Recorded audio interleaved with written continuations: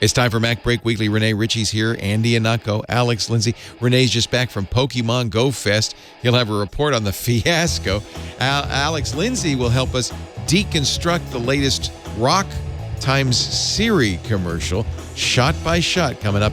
And Andy Anako with a new Motorola phone. It's all next on MacBreak Weekly. Netcasts you love. From people you trust. This is Twit. Bandwidth for MacBreak Weekly is provided by CacheFly at CACHEFLY.com. This is MacBreak Weekly, episode 568, recorded Tuesday, July 25th, 2017. Pokemon Go! MacBreak Weekly is brought to you by PayPal. PayPal believes in the power of entrepreneurship and wants your business to reach its full potential. That's why they're awarding 3 businesses they think have major potential with $10,000 and a makeover from one of their partners. Believe you have what it takes? Visit paypal.com/MacBreak today to learn more.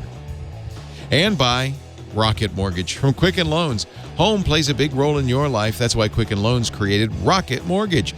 It lets you apply simply and understand the entire mortgage process fully so you can be confident you're getting the right mortgage for you. Get started at rocketmortgage.com/MacBreak. And by Capterra.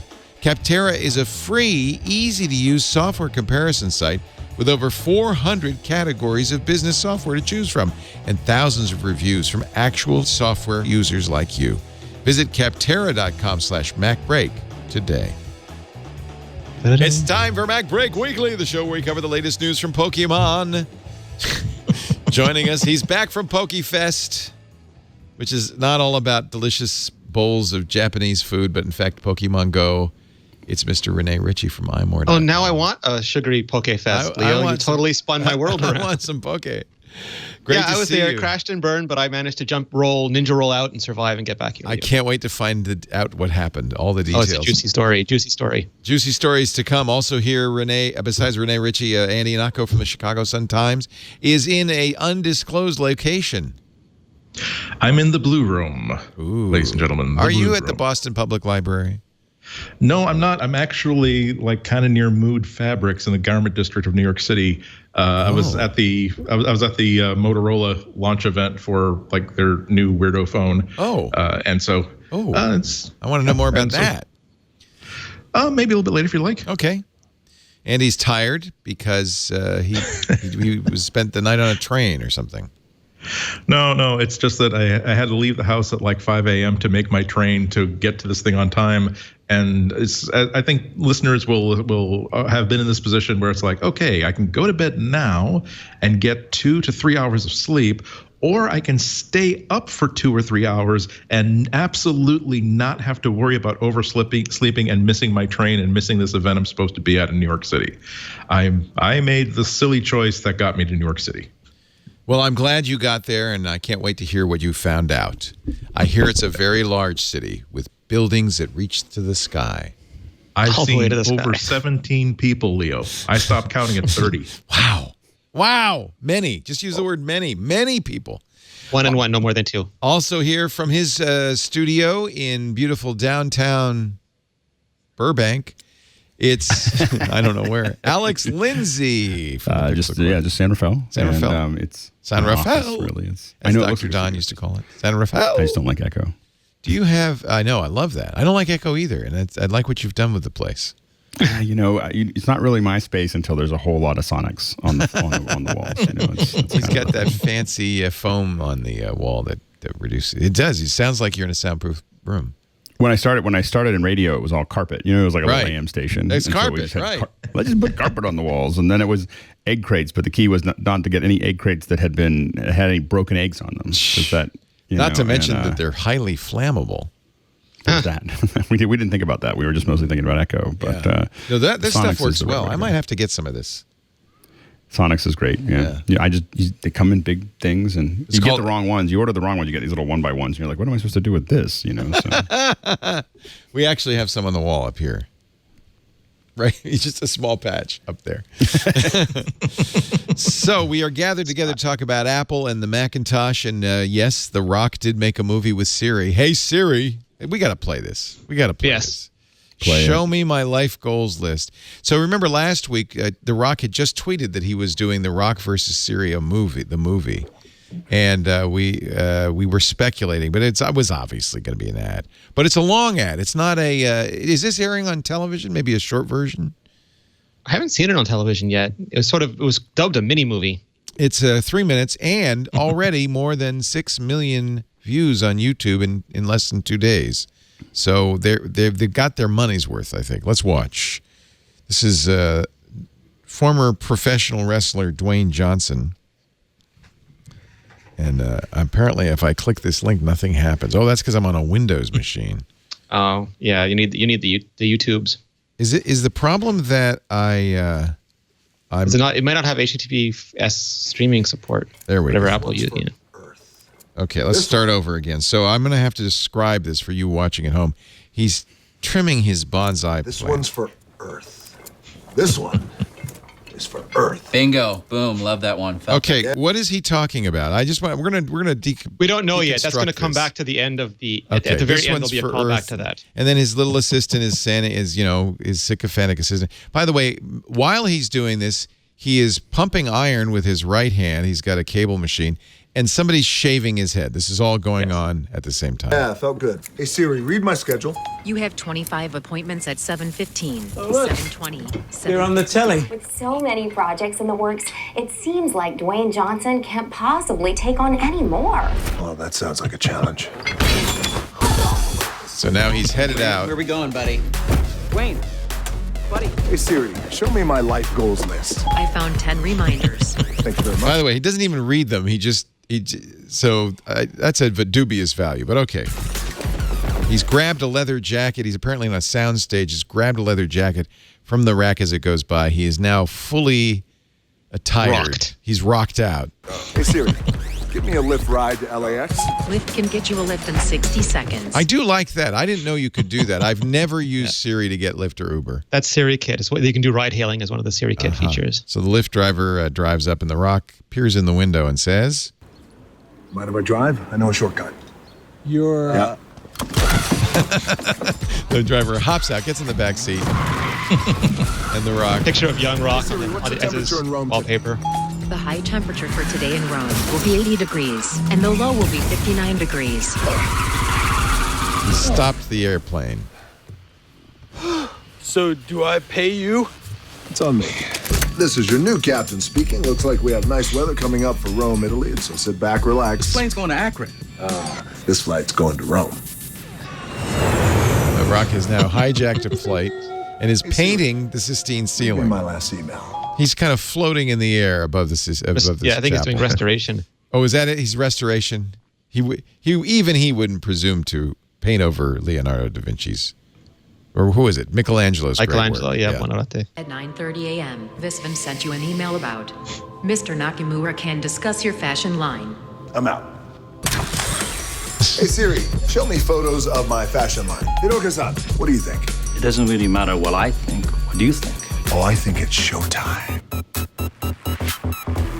It's gone black and Everything white. in life is made up of 4 elements. Now Wind, we're- fire, fashion water, rock. Runway show. Hey, Siri, text Chef Ludo. I want to cook. Hey, Siri, how many ounces in a centiliter? 1 centiliter is 0.34 fluid ounces. Messi, give me By some. the way, that was apparently Japanese for "I smell what the Rock is cooking." Siri, play my practice playlist.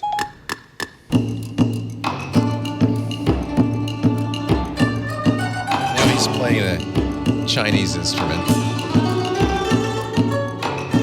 in a What duet. a weird call that is from your manager. You're a master of this Asian instrument. Making a FaceTime So, call. by the way, we want to be in a commercial where you're playing this instrument with The Rock. Right, because she is probably an actual master. Right. She right. looked like she was fingering the instrument correctly. She I don't know how knew you fingered what correctly, she but was doing. Let's she see was faking it extremely well. Let's see if The Rock is. Hey, Siri, face. Oh, by the way, he's already posted a YouTube video. Should check in on that real quickly. It's called "The King of Chinese Shred." Dwayne Johnson tears up Gujong. Hey Siri, face. Oh, wait a minute. I should have made note of. He's got 777 thumbs up, 59 thumbs down, and 11.3 million views. Which actually this commercial is approaching already. What a bad idea to leave a negative comment on one of The Rock's videos. Time call to Dwayne. You don't do that twice. Okay. When are you getting back to set? Everybody's freaking out here, man. You still got the last shot. Don't worry, I'll be there, okay? He's in space. I'm gonna go get fired. Bye. Bye. Hey Siri, take a selfie.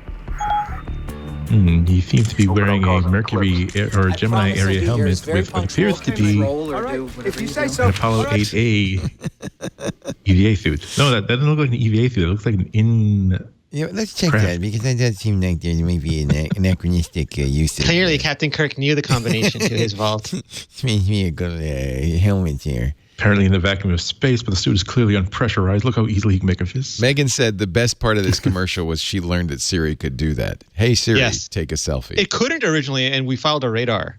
It would originally just turn on the normal camera. Oh, that's funny. So we radared it and pointed it out, and then it got fixed. It. Because they knew they had to do this ad. Hope I don't cause an eclipse. I promise. That's a good line. I missed the first time through. This is one of those ads you have to watch over and over and over again. He'll be here. He's very punctual. Okay, just mate. roll or All right. do whatever If you say do. so. All right, let's roll film, please. So they're rolling the commercial without The Rock because, well, you'll see. But, giant mechanical spider for all the Kevin Smith fans. And there's The Rock. And there was the Wilhelm scream. Oh, was that the Wilhelm scream? Yeah, let's back up. Let's back up. I think it was. Wait, I gotta go back a little farther. Oh, that's hysterical. Only Alex Lindsay would pick that up. And 8,000 Redditors. That was a Wilhelm scream for sure. For sure. Nice catch, Alex Lindsay. We've added it to a lot of things. Google the Wilhelm scream, folks, if you want to know what that is. There's a whole YouTube video. There is. He emerges from the giant spider in the t-shirt and jeans he was wearing at the beginning of this commercial. This one's for Earth. Oh, he was practicing his lines. DJ, that was amazing, man. Are you okay? Of course you're okay. Cock-a-doodle-doo, Johnson. There's a senior crash. This looks like a cost an awful lot of money. I'm so glad you're back. Yes. We got a lot to do. Is this guy wearing a Darth Vader helmet back here? What's going on? Well, check out the pit stains in the personal assistant up there. Oh, yeah. Well, he was very nervous. nervous. Very, very nervous. Yeah. Continuity details like that. Yeah. They've really put the extra effort into this here. So you've got the pit stains, you've got the Darth Vader helmet, the scissor lift to nowhere. What kind of camera? What is that? What is that here, though, Alex? That looks like a jib there with. That's a steady. I think that's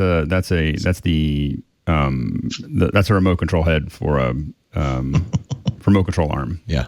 So it's a big circular thing that basically lets you control the rotation of the camera as well as. By the way, pan and tilt. No pits on The Rock. Just want to point out that. Can I say that's one of my favorite kinds of like shots in TV, movies, anything when they have to rent super expensive camera and lighting equipment just to put on a set to make it look like a working movie set, even though they're not using it.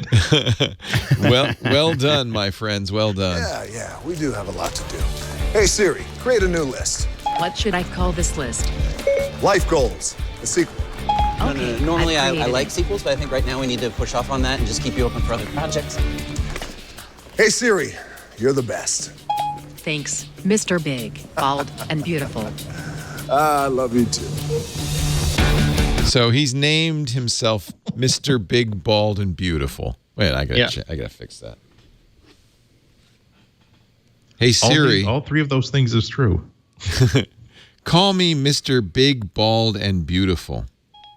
You would like me to call you Mr. Big, Bold, and Beautiful. Yes. Okay. There you go. Big, bold, and beautiful. Oh, I got bold. I'm not bald. That's okay. I like Big, Bold, and Beautiful. That's good. Siri, nice choice. All right. There you go. We have now deconstructed. We have smelled The Rock is cooking. The Rock. Dominate the day. The Rock versus Siri. Do you think Apple got their, okay, budget, Alex Lindsay, what do you think? I'd give it $3 to $4 million. $3 to $4 million. $1 million a minute. Yeah, probably. Yow. I mean, it's a lot of there's a lot of production value there. I mean, there's I mean, they got it done for less, but when you look at the amount of special effects and you look at all the bits and pieces and you look at locations and process, they obviously didn't do a lot of those on location, so they had to build that in a set, and they had to, there's a lot of sets on this, and they had a car chase scene in it. I mean, now I presume the Sistine ceiling is probably a green screen as opposed to actually building a replica Sistine ceiling. Wasn't told the location. Yeah, I mean, but there's going to be some location there. I mean, that's probably all a matte painting, other than what and he might even be touching anything on that wide shot, so that could be all green screen. It's a pretty big matte. I don't know. It's not that. It wouldn't be that hard to build. I mean, mattes aren't big. They're just whether they're detailed or not. I mean, they're just it's just a screen. Like here, he could be just doing a little bit of something close up. I mean, and have the rest of that behind him be pretty much where that curve was probably where I would do it. He doesn't touch anything, I don't think. So theoretically, he could do it all on green screen. That would definitely. It's well done effects, well done shots. They're all things to be done. So I mean, I wouldn't be surprised if it was in the $3 to $4 million range. There's an actual jumbo jet. I don't think that's fake. I don't know if there was any part of that needed to be. Those are real fences. This is all. But this now you right don't there, think that's a real air? Yeah, that might have been faked, huh? I think that they could have faked all of that. They probably shot the car turning, but most car commercials we see are all CG. I mean, there's almost no car commercial. Yeah. Like when you see them driving through the roads, that's one thing. But when you see any of these kind of effect stuff, I mean, this is kind You're of not going to shut down LAX so he can drive a lift vehicle onto the runway. And you don't need to. I mean, that would easily. It's actually easier to do that in CG. Wait a minute, is that an Air Canada flight there? I'm a little worried now. Okay, I don't think so. That's Air Akron. Air Akron. Oh, that's right. We're flying to Akron.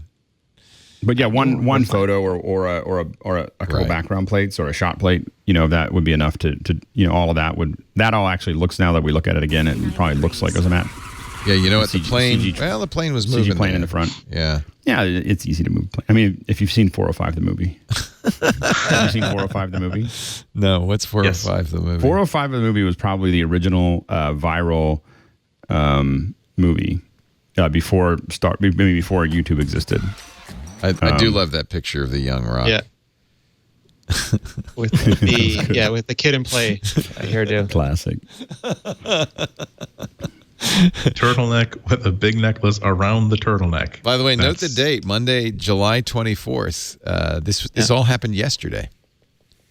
Amazing. It would have been funny. I think the funnier thing would have been to the stuff he's doing on social media where he's posting it. It would have been funny if he posted it on Sunday, like things like he was doing those things. Like he was actually doing it. What's going on? So as part of like a social campaign, you see him actually doing all those things, and then the next day you see how that actually all came together. I have to point out there aren't a whole lot of Siri screens in here, maybe 2 or 3. You hear Siri's voice a lot, but not a lot of screens. I mean, I don't, Well, I think the Apple does that well. It's not overdone. It's not how it's done. I'm going to put it in your face all the time. Some of those CBS shows where they were showing off the Windows phones were really, lingering. It was disgusting. I agree. Yeah. Let me pull out a phone for absolutely no reason and show you a close-up of me using it. Yeah. And a cameo. Checking contacts, right? Like, it's like, I'm going to show you how to find my contacts. Oh, I know. It's ridiculous. On my phone while we're talking. It was so ridiculous. A little FaceTime cameo. That's nice. To get that in there. Give a little plug for the Orbit. The old system. Good reception in Orbit. Yeah, really. Yeah. Actually, probably the reception is quite good. It's line of sight, isn't it? I mean, for almost everything.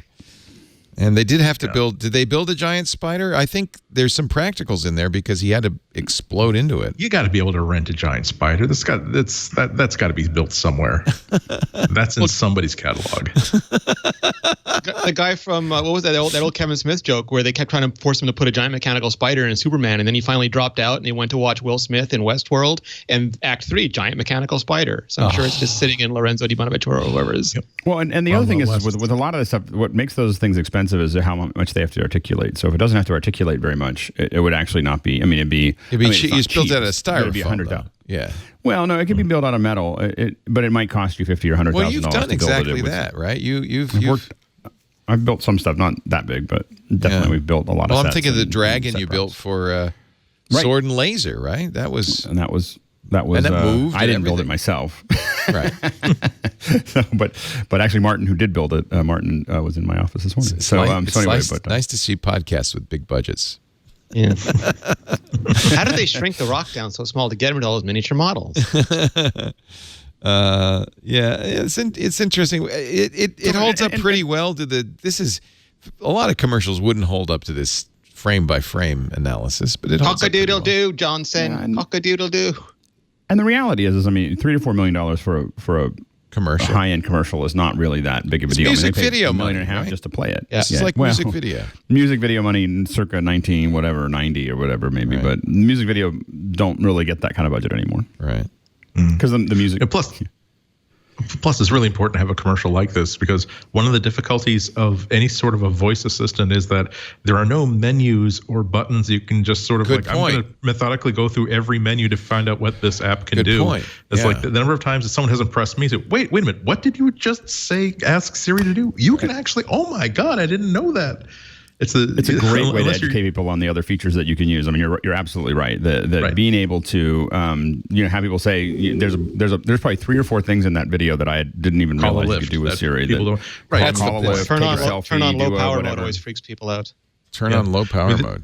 Yeah, there's nothing that he's doing in this commercial that is really fresh or revolutionary or says, my God, Siri is amazing to anybody who's been using it for a couple of years. But again, it's like the number of people who use Siri to find out what the weather is, do simple math, and turn on and turn off lights, who have no idea what it can do. It's you need to have a magic show at some point. It's actually a good point, because who else but The Rock? I mean, you're paying attention to The Rock. The things he's asking Siri to do are very basic. But people probably don't, But it's stuff that, again, it's basic for someone who hasn't tried asking Siri to do things like that. It's sort of like it's to get people to use Siri, and it's all you have to do is remind them that Siri exists. Cool. Because and make it cool. And if The Rock uses it, it must be cool.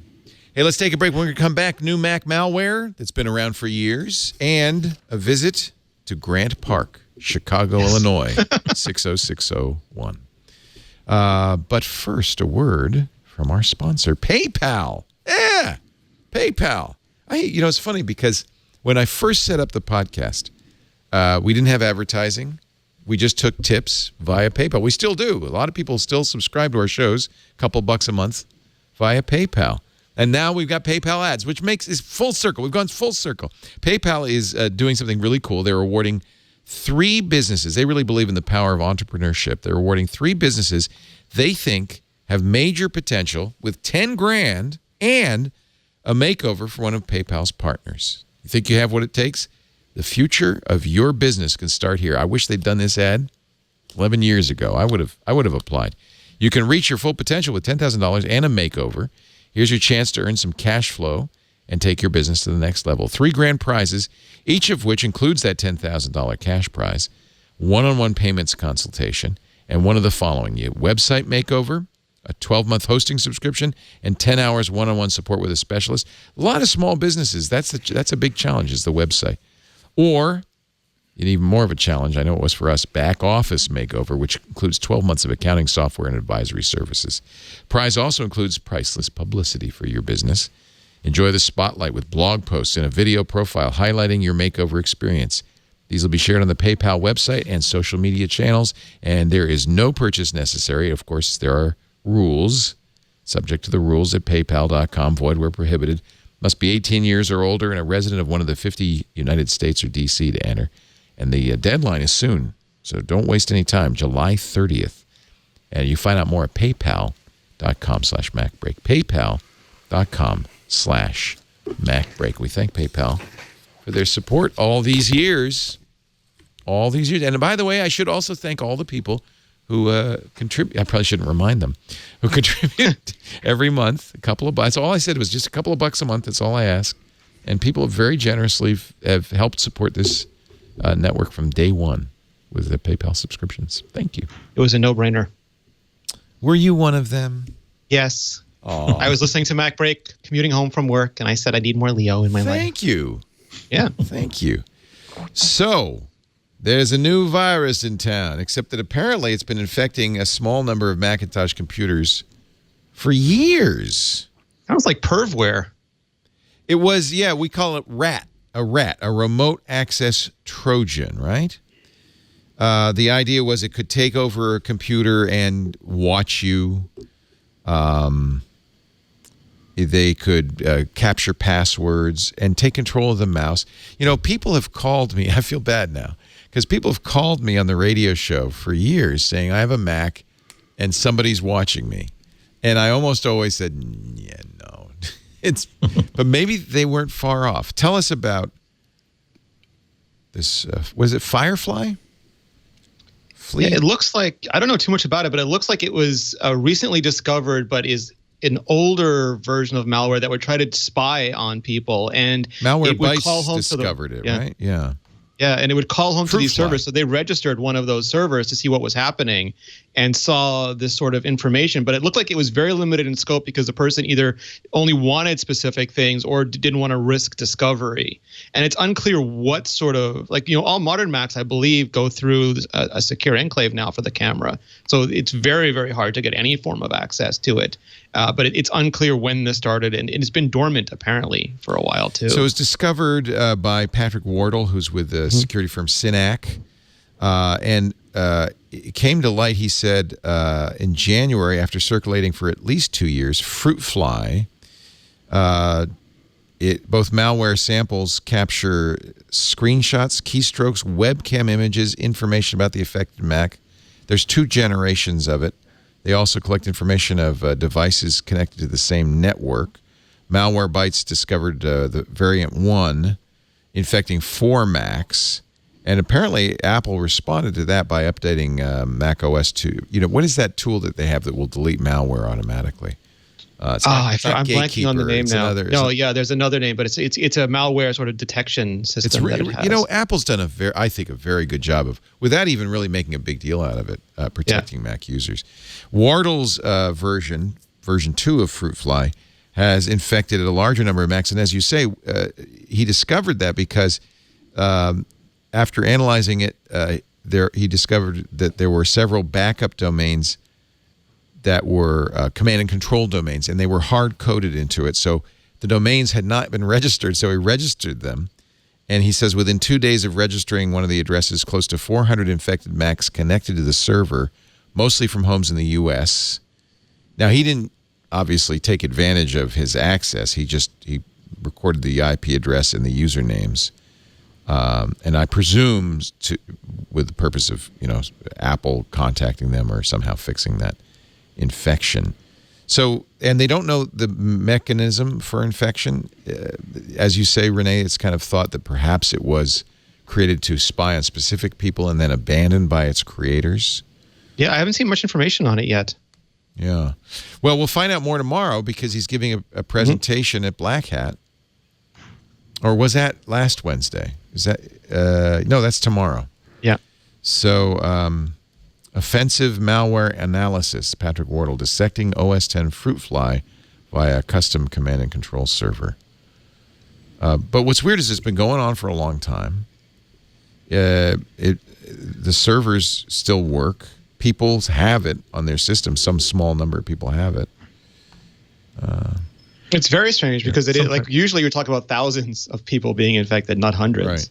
Of the 56 AV products for Macintosh, only 19 detected. And that's only because it was discovered. So we now know Macs get viruses. Not that that's a surprise to anybody. And that this weird one has been around for a while. Is there any cause for concern? I mean, we've thought for a long time it's an economic crime, right? Like it has to be worth your money to target Mac users. In this case, it sounds like it was a very specific intent, and he was willing to go to this trouble to do it. Right, he or she or whoever. Yeah. They also say it's written in Perl, so they think it's probably pretty old because nobody writes exploits in Perl. Although at one time it was the hacking language of choice, and so it could have been around for a very long time. Yeah, I mean, the thing is, a lot of this stuff is really operational in nature. You're not trying to infect one out of every 3 computers on the planet and create a botnet. Sometimes it really is. We know that this installation that has data we're very, very interested in is predominantly a Mac shop, and so we really just want to infect people who are using this the machines in this lab or in this office. So, and you can roll out variants of common viruses for pretty much any operation that you want. So that's why you often find, people have told me that you often find these sort of like siege machines 3/4 of the way built that the grass and the trees are now sort of slowly overtaking because they were built for one purpose, a war that never came, but there was no need to pull the infrastructure down. So it was just out there somewhere. It's just sitting out there. Well, apparently it still can affect Yosemite, or works on Yosemite. If you have it. Go ahead. I'm sorry, Alex. Oh, no, and then sometimes pulling it down will get you in more trouble. I mean, you're exposing yourself as a hacker again to take the infrastructure out, so you're better off just leaving it there. And also, given these things are invisible, why would you want to pull it down? It really is, every time I talk to somebody about who really is an expert on this kind of security, it's never about the one person who has the magic key that unlocks everything. It's these people who are just throwing medium-sized rocks constantly at every single target, and they will find that weakness, and now that's the crack that they're going to expose for the next 5 years. So again, if they found a little way to put that little end of that wedge through this one installation that they want, that's of good enough value to them to keep things going. It'll be interesting to see Wardle's presentation tomorrow, because he instead of disassembling the malware and trying to figure out what it did, he created that command and control service and then tried different commands, learned in effect what it could do. That should be very interesting, So we'll find out more tomorrow, I guess. Here's his Twitter post has a picture of the screens. So I don't know what more to say. Should people not worry about it? It sounds like Apple's fixed it. Apple patched for variant 1 earlier in this year, but variant 2, I don't know if it's been patched yet. Well, I think that in general, it's for whatever computer you're using or your iPhone or anything else. I mean, at this point, we really all have to stay vigil. Absolutely. You just have to look at keeping these updates really running, and not thinking that it's not going to affect you anymore. And so I think that there's so many hacks going out, and this is really the next big wild, wild west across so many places that we have to think about it. I have to admit that even, the more you use Apple Pay, the more you feel like you want that kind of security. Like the idea of every time I slide a card, I'm like, I don't know if this is really how long this is going to last, where I feel safe sliding a card or using a chip. I mean, they already have chip readers, they have slider readers, and you feel like you really want biometrics to be incorporated into a lot more of what we do. I think that there's going to be some point. I think Apple had, retailers are moving slowly towards, whether it's Apple Pay or Samsung Pay or all these other ones that you have an option for. I think that we're going to move to a point where we kind of expect that, and there'll be a certain level of customers that just don't want to, if given a choice, won't shop at places that don't carry it. Yeah. As a practical matter, for Mac users and iOS users, I think it's just down to make sure you're running the latest version of the OS, make sure you're running the latest patches, because one of the biggest vulnerabilities to a network is not huge breaches in security. It's the idea that there's that one Mac that's still running 10.5, 10.4 because the department uses it for this one tool, and they really don't want to swap out a system that's working, but they've lost out on 5 years of revolutions in nailing things down, and that's the point where that's the weak point that gets people access to the entire network. Should they want to? But no, it's not like Android. It's not like Windows. You don't really have to take an active stance against it. You just have to make sure that if there's a system update working for you, if there's a security update waiting for you, you download that thing and you go. Wardle also points out that even though there is a technique that's been known for some time on how you could turn on the EyeSight camera on your Macintosh without turning on the light, this version of Fruit Fly doesn't employ that technique. So it's either old or... They said it's really not that sophisticated. It's feature complete is the word. Wardle used. And again, my understanding is that they've shoved that into the secure enclave now, so it's almost impossible to get around that. Yeah. Yeah. If you're interested, though, Wardle has a whole set of OS 10 security tools that you might be interested in at his website, objective-see, get it, .com, objective-see.com. Knock Knock, see what's persistently installed on your Mac. Task Explorer, always useful. Block provides continual protection by monitoring persistence locations. I don't even know what that means. Ransomware, and a lot more. This is very cool, and these are all free. So, yeah. And it's also not a bad idea just to put a sticker or something in front of your iSight camera. I always have something in front of the camera because I will have like a phone briefing or a web meeting briefing, and I didn't know they wanted to see the camera as well. It's like, oh, I would have put on a clean shirt and shaved had I known that you were going to be turning on my camera. That's a nice thing, yeah.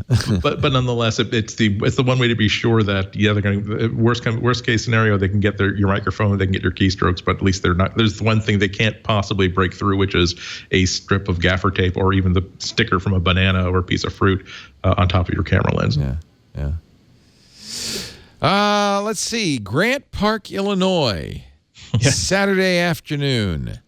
The scene of mass carnage. Well, not really carnage, but if you're John... Pandemonium in the streets! If you're John Hankey, you probably weren't all that thrilled about the events. If you were the Pokemon company, you probably weren't thrilled about yeah. Let's show John Hankey taking the stage at PokeFest to booze, fix the game. 20,000 Pokemon Go players there to catch very rare, never before seen Pokemon, to fill out their Pokédex. You know who else was there? Embedded reporter Renee Ritchie. Dun, dun, dun, dun. The biggest fear at the beginning, I'm told, was that you might have a thunderstorm. Yeah, there was rain early on, which I was actually not averse to because it was so hot the day before. And, the sun, I think, was your bigger enemy than the rain. So it was cool in the morning. It did get hot during the day. And things started off fine. Like John Hankey was walking around with his son playing the game. Everyone was, having an interesting time. But they just couldn't get people into the venue fast enough. They had a capacity of 20,000 people. I think it probably hit 15 to 18,000. But that's a lot of people. The biggest problem is that this park usually hosts things like Lollapalooza, which are way bigger than Pokemon Go Fest. And Pokemon Go Fest took up the one small corner of the park, which is usually, I think, 4 or 5 times bigger for Lollapalooza. And that it was all set up for that, all the infrastructure. There was millions of dollars of equipment from all the major carriers, including antennas and repeaters. There was fiber around the buildings, fiber inside the park. There were dishes set up to beam bandwidth into the park. And they were fairly confident because I think they get upwards of 100,000 people for Lollapalooza. But I think they continuously and perplexingly fail to understand, just almost like the iPhone on AT&T back in the day, just how much data, how quickly can hit a network, and how they have zero ability to scale that fast. Like they can handle 100,000 people when it's spread out, when all they're doing is a little bit of light streaming and Snapchatting and stuff. But if everybody is hitting sockets over and over again for a massive multiplayer online game that has to be timed all the time, then AT&T went down, Verizon went down, Sprint went down, T-Mobile. That's the question. People said they weren't getting any bars. So they had bars. They had no backhaul to fill them. Okay. So that's the question. And we have the phone company said anything? Because I'm wondering, is it their fault or Niantic's fault? It's both. So they all crashed. So people couldn't get on. And if you could get on, you couldn't authenticate. And if you could authenticate, you couldn't interact. And if you could interact, you would freeze and crash. So those latter couple of 3 things are Niantic's problems. And as Greg Farrell pointed out Sunday on Twit, not much of a surprise. Niantic isn't known for building scalable servers. There was some concern that a lot of things were put in place to stop spoofers, which are people who fake their GPS location to play when they're not at the park. Like which is what I would have done, right? Yeah, totally. So you had to scan a QR code to enable the festivities. But there was some rumors that all the code they put in to sort of block out the spoofers ended up causing problems for anybody who was legitimately there as well. Did you get a Lugia? So it was interesting. So I could play in everything went down. Wi-Fi went down. Everything went down. I could play in the press area I was fine. If I moved 5 feet out to that, I would just time out. And there were little pockets like that. And because I'm roaming, I can jump to any GSM carrier. So I could just keep switching carriers, which most people can't do. So I could switch carriers in different areas to try to get a signal. Some people played just fine. There was some percentage of people who, for some reason, had no problem. A lot of people were just chanting, "We can't play, we can't play." And it was getting really ugly as the afternoon wore on. John Hankey, though, he was fantastic. He stood there. He signed autographs. People were slinging vitriol at him, and he just stood there and took it. He did not hide. The head of the CMO, the chief marketing officer, Quigley, did not hide at all. They were always up front. The PR people, like, nothing is on background. All of this is on the record. Record us if you want to. They made statements frequently, so they were top notch. You could just see it, like they just could not. Here's John. And turned off animation. This is from Business Insider. Here's John talking to the crowd. I know that some of you guys have had trouble getting logged on this morning. It's really disenfranchising to not be able to. A bunch of millennial nerds who have the worst frustration of their life. They can't catch a Lugia. Well, and they had 13% of people who came from outside the U.S. as well. Oh, and that's sad. So yeah. Towards the end of the day, they came out and they said they're going to do several things. One is they're going to refund tickets. So if not obviously not airfare or hotel, but they're going to refund the ticket price. I don't remember how much the ticket was. It was not a huge amount of money, but it was not insignificant. Yeah, it was some small amount of money. They're going to give you $100 worth of Pokecoins in like with the in-game currency, and they're giving everyone a Lugia, which was one of the legendaries, the legendary Pokemon, which everyone was there to catch. It was supposed to be this glorious big debut of a legendary raid, and they couldn't do it. And then afterwards, they sort of unleashed all these raids. So that was a nice story. The ending to the story was actually phenomenal because people were super frustrated, but they extended the range of the event for 2 miles outside the park in hopes of getting rid of there was just too many people clogged too closely together, and they wanted to disperse people out. And around the park, it stayed bad. But as you walked away, everything started to work, and they made the catch rate. They unlocked 2 legendaries, Lugia and Articuno, because the Mystic team won all the challenges. They're the most popular team on the planet, so they won all the challenges. I happen to be Valor, so I don't think I'm Valor they're as so well. popular. We came in second, Leo. We came in second. What color is Mystic? Is that blue? Blue. So it's the blue I hate ice blue. bird, the red firebird, and the yellow electric bird. Hate blue. And they made it 100% catch rate. So as long as you participated, and there were probably about 10,000 people left, groups of 400 people in every corner, just having a blast catching these raids. But this was later in the day. This was after everybody left. After everybody left and it stayed on until about 10 o'clock at night, and people were having a blast. Everyone throughout the entire thing was super nice. There were no riots, no disturbances. No one had to be ejected as far as I could tell. And I think that was a better event than the one Niantic planned. Like if people had just come in to Chicago, had everything else made available to them in that radius, you would have had a lot of happy people. And I think they did a pretty good job in salvaging it towards the end. One of the fundamental problems in Chicago is there's a lot of challenges with bandwidth, especially cellular networks. Something we've had some experience with in Chicago, and so I mean GPS by itself in most of the area over. I think you've done Have you done an event in Grant Park? I think you have. We have worked on an event in Grant Park. That's what I thought a while ago. Yeah. But one of the big things is that the bandwidth in general, there's just what you get into with older cities is that people don't want to put antennas on their older buildings, and they don't want to give access, and so you end up with all kinds of problems there. The reality is it's really, really hard to go from not doing a lot of these events to growing to 20,000 immediately, because what you don't realize is for 20,000 people you need 230 access points. I mean that it just isn't going to work if you don't put and you might need multiple 10 gig connections that come in, and those are all things that can be done in Grant Park. But I would guess that even though they put stuff in, they probably didn't put that much in, and so the being able to handle 20 or 30,000 or 100,000 people and have them all have workable Wi-Fi is something that happens on a weekly basis at conferences and conventions. It is, but there's a handful of companies that do that well, and it is an incredible amount of work, and it would have cost to do that right. Budget probably would have been in the 100 to 200,000. Of course, someone who's thinking that numbers wise, they're going to think, well, I'm charging $20 and there's 20,000 people coming. It's the whole budget, to make that actually work, or a big chunk of the budget. But it would have been worth it, because it would have been worth it for them to lose money for X number of years to build up the idea of doing this.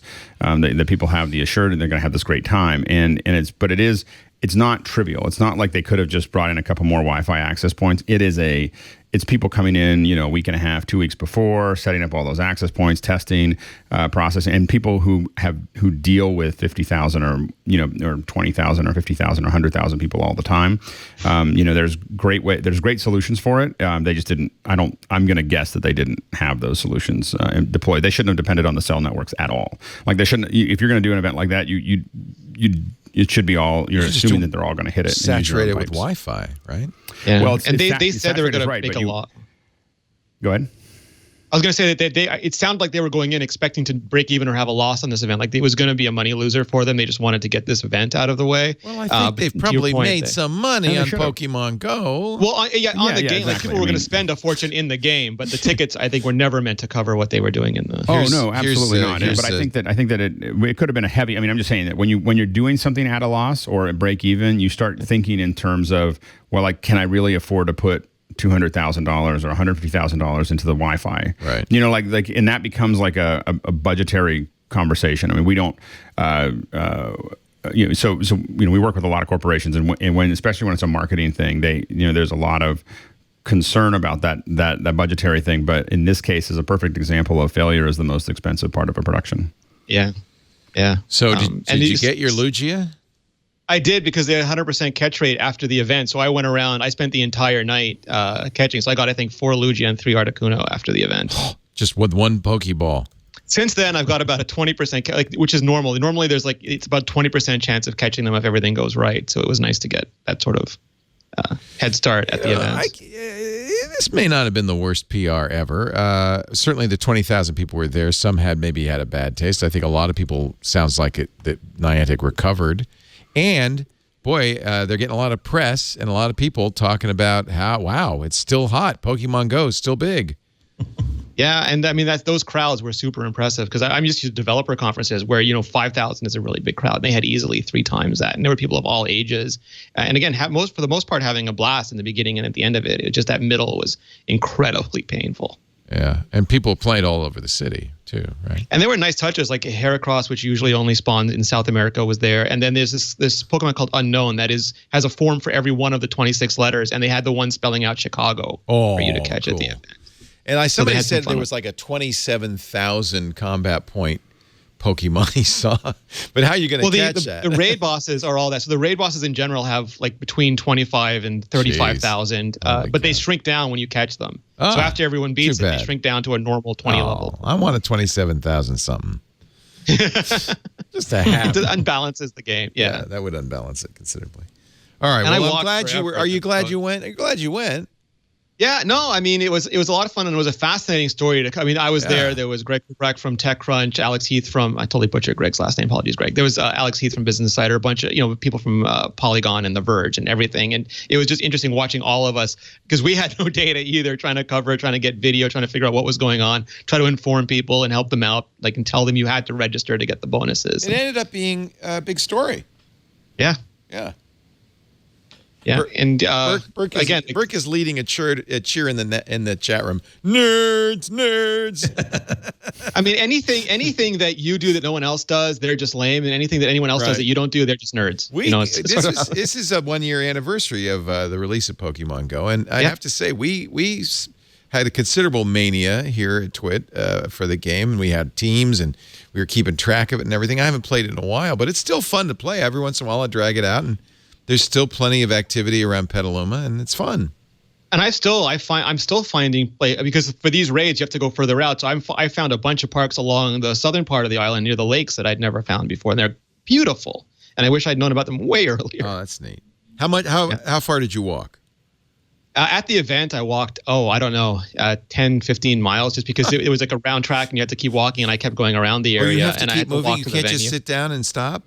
You can, but it's no. And if someone yells, "I found this," the entire a herd of wildebeest. Everyone goes running, and 5-year-olds playing soccer. They're all just. But afterwards, you had to walk the periphery of the park to catch everything else. And there was like a beautiful outdoor concert that we walked past, and then all the way up. And I've never been to Chicago, and just seeing Chicago itself was stunning. Like the bridges that go over the rivers and the overpass and all that stuff. It was amazing. I love Chicago. Yeah. And I love it even more knowing my cell phone won't work there. It's like that Jon Stewart thing. I can't use my phone as a phone. Yeah. All right, there you have it. A first-hand, on-the-scene report from our reporter, Renee Ritchie. And Andy flew in. He dropped the ladder. I climbed into the helicopter. He whisked me to safety. All right, we'll get more in a moment. Coming up, MacBreak Weekly, Andy Iannacco from the Chicago Sun-Times. Renee Ritchie. It's ironic because Andy was in Boston for this event.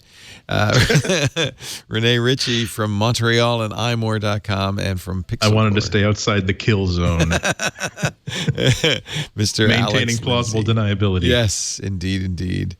Our show today brought to you by Rocket Mortgage. Is it time for you to get buy a new home or to get a refinance on your existing home? One of the big things you need to do is find a good mortgage lender. Can I recommend Quicken Loans? The best, I'll say it unequivocally, the best mortgage lender in the country.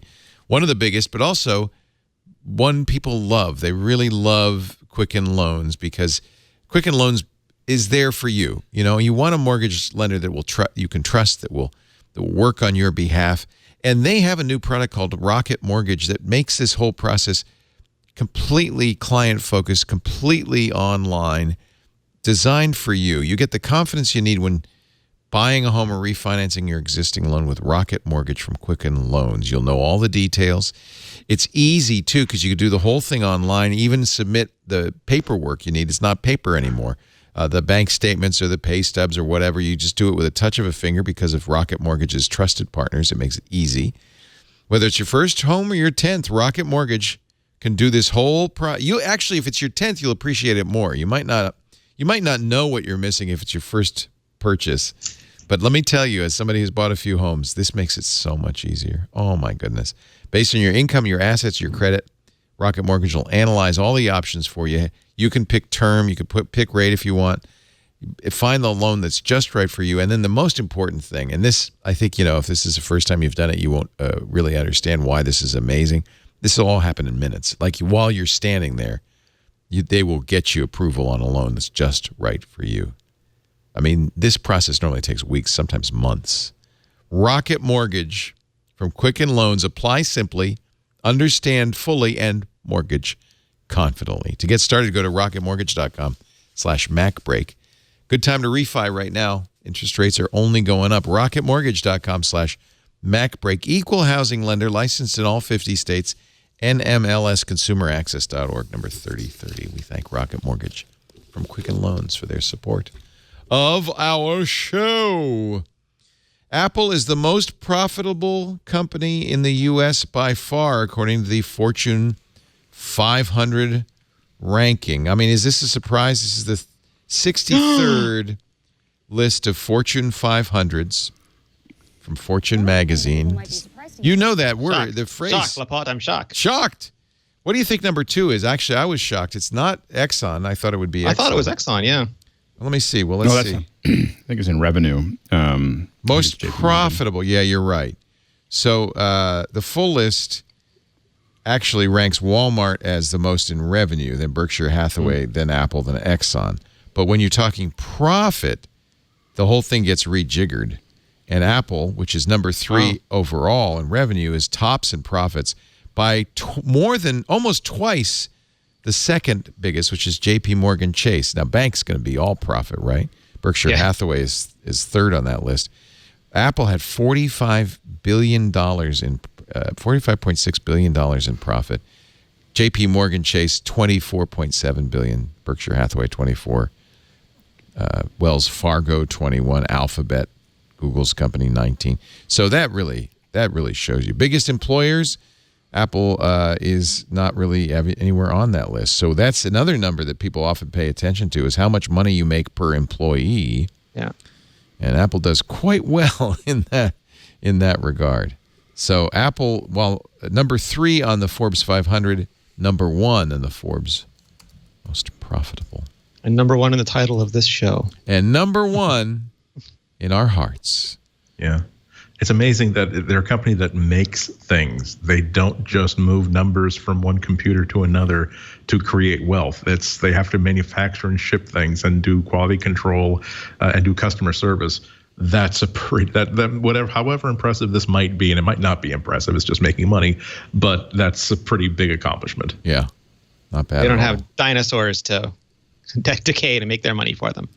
Apple is that you were talking about that per employee. It's over. I think it's this is from 2013, but really over $2 million per employee. Wow, and that was in 2013. Wow, I'm sure it's much more now.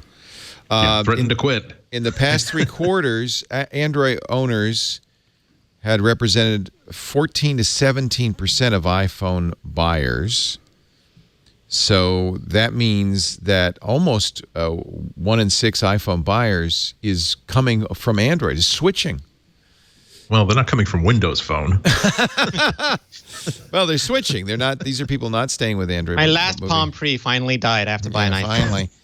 And I was surprised to see that the iPhone 7 and 7 Plus accounted for 81% of all iPhone sales.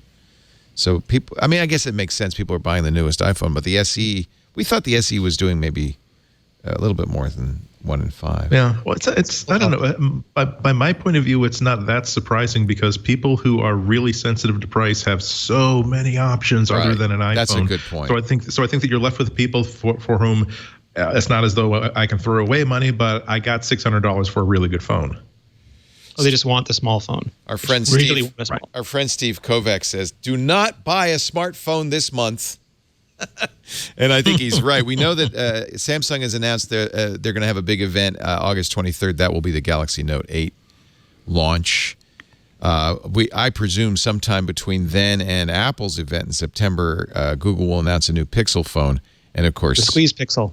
The Pixel Squeeze. The Oompa box. Squixel. And, it'll be really interesting to see this number a year from now, what percentage of new iPhone owners are buying the high-end iPhone, which will probably, according to all reports, cost more than $1,000. How many can buy it, depending on the availability? Right. Yeah, that's going to be a big issue, too. We might not get ours till the spring, right? Or you just might not. They might only make a few of them. Can you imagine that? Like, this is part of like the cost of human dignity in modern times. it's like I want the new I want the new Super Nintendo Mini that Nintendo's coming out with, but I don't want to have to launch a land war against my local Walmart. Infiltrate with spies, tunnel underneath to make sure that when they put one out, I can buy one without having to spend $400 for it on eBay. It's like all the arguments for the reasons for Apple conceivably doing a higher price, lower edition phone are very, very sensible and in many ways kind of exciting. But it's like, I hope that they can deliver on Apple, if I have $1,100 and I'm willing to give you $1,100, you give me a phone. I don't have to I don't have to live in my van driving from mall to mall trying to find one. I don't have to go on Craigslist. Like Kane from Kung Fu. Exactly. I still think the Apple should just September 1. Apple should just say, we're going to give you the best phone we've ever made. It's $1,200. And you can get in the front of the line right now. And we're not going to even tell you about it. Did we say $1,200? We meant $1,400. Oh, you want to be in the front of the line? That's $1,800. No, but I'm saying that we're not even going to show you what it is. We're just going to tell you that if you want to get in line, just you can sign up right now. And everybody would do pre-order. It could a be lot like of people Ferrari, would do that. where you have to have bought the other iPhones to qualify to buy the next iPhone, and then you get to buy Wait those. a minute, I see that you skipped the iPhone 3GS, sir. Yes. You cannot. Yeah. Back of the line. Yeah. Well, that's it's interesting thing because that's what Ferrari does. Yeah. It's like because literally it's like it's a low production and it's all it's a limited production cars, but they will also make sure that, okay, did you buy a Ferrari from us in the past? Yes. Okay. Do you still own that Ferrari or did you sell it 8 months after you bought it from us? And did you treat that car nicely? And so there could be, I don't know, there could be a new culture of people that have proven, I don't want to say loyalty or fealty, but Apple has said, it turns out that you were really, really nice to the Apple geniuses when you had a problem, and you bent over backwards to be a good customer of ours. You didn't lie to us when you broke the screen. If you want, we're holding the first top 10% places for the new phone. If you want one, you're on the first 10% of the list. Just reply to this email the next day. I'm going to go into the Apple store, holding my iPad 10.5, my Apple ceramic Apple Watch, my iPhone 7, and I'm saying, please, sir, please. You have Be a like, qualifying that's Leo. I got a tattoo of Mark Marcula I'm a on good my customer. butt. Here, let me show you. Your wife's rose gold puts you over the top, sir. Please, I beg of you. Look, I've got an Apple Pen. The I match the even color bought of a my Mac shirt. That's gotta count for something. Please. I even bought a Mac 2CX a month before you came out with the 2CI and made it obsolete. Come on. Oh, dear. Well, we'll find out. It's going to be an interesting September. I, once again, have planned a vacation at a poor time, leaving the country Leo. September 14th. Do you think I'll be able to get that iPhone 10th anniversary edition by September? Now that you said it on air, they're going to hold the event the day you leave. You shouldn't have told them. No, it's worse than that. They're going to hold the 12th. event before I leave. They're going to ship the phone the day after I leave. Yeah. Wait for Laporte to leave the port. I was very lucky. I was able to get the iPhone 7 Plus before our last vacation. And just right before it. And it was a Verizon phone. It wasn't the one I wanted. Karsten went out and got one, and we traded when I got back because I wanted the piano, the jet black. Yeah. And you know what? I've never had a case on this. I'll wipe the fingerprints off. And it's aged very nicely. It's got a few, as they said, micro abrasions along the edges. But I think it's still the most beautiful phone I've ever carried. I mean, that is a gorgeous work. A handsome phone. Yeah. And imagine it without bezels. Yeah. I want Will there be a mirrored one? I saw one rumor. That's one of the rumors. Yeah. I mean, I never believe anything until Phil Schiller holds it up on stage. That would be such a fingerprint magnet, though. I have to say, the thing that's most exciting that if Apple, there's some challenges that I think Apple are really good at. There are some challenges that Apple are conceivably not really good at. One of them is that if you say that you only have to make 100,000 of these. So it doesn't matter if you can't source enough copies of the camera that you want. It doesn't matter if you have to throw out 40 panels for every one that you can accept. This is going to be the 100,000, the 100K iPhone that we are actually going to cost 10K for. So do whatever you want. Money is no object. Yield is no object. Just make the coolest phone as Apple can define it for 2017, 2018. I wouldn't pay $10,000 to own it, but I would pay $100 for a front row seat to see it. Yeah. Actually, I wouldn't. That's hypothetical. I would much rather take that $100 and spend it on clothing and if food the execs were housing, singing Hamilton, you'd be worth the ticket price. I would definitely tune in for the live stream. If there were a T-shirt, I might kickstart the T-shirt. My name is Philip Schiller now. You ain't seen nothing yet. I should have mentioned this at the top when we were talking about Fruit Fly, but I do hope you've applied 10.3.3 to your iPad, your iPhone, and yes, even your Apple Watch. I was so surprised to get an update from my Apple Watch last week. But these were updates that patched roughly, according to the register, 4 dozen security vulnerabilities. The 10.3.3 update, 47 flaws for the iPhone, iPad, and yes, iPod Touch, including remote code execution holes in the WebKit browser engine. It's one of their biggest advantages still is the ability to update every device in every country, every person, all at once. Now, I have to say, I just pulled out my phone when I was looking at this, and I have not. They don't notify you sometimes. They notified me about the watch, but they didn't tell me I had one for the phone, too.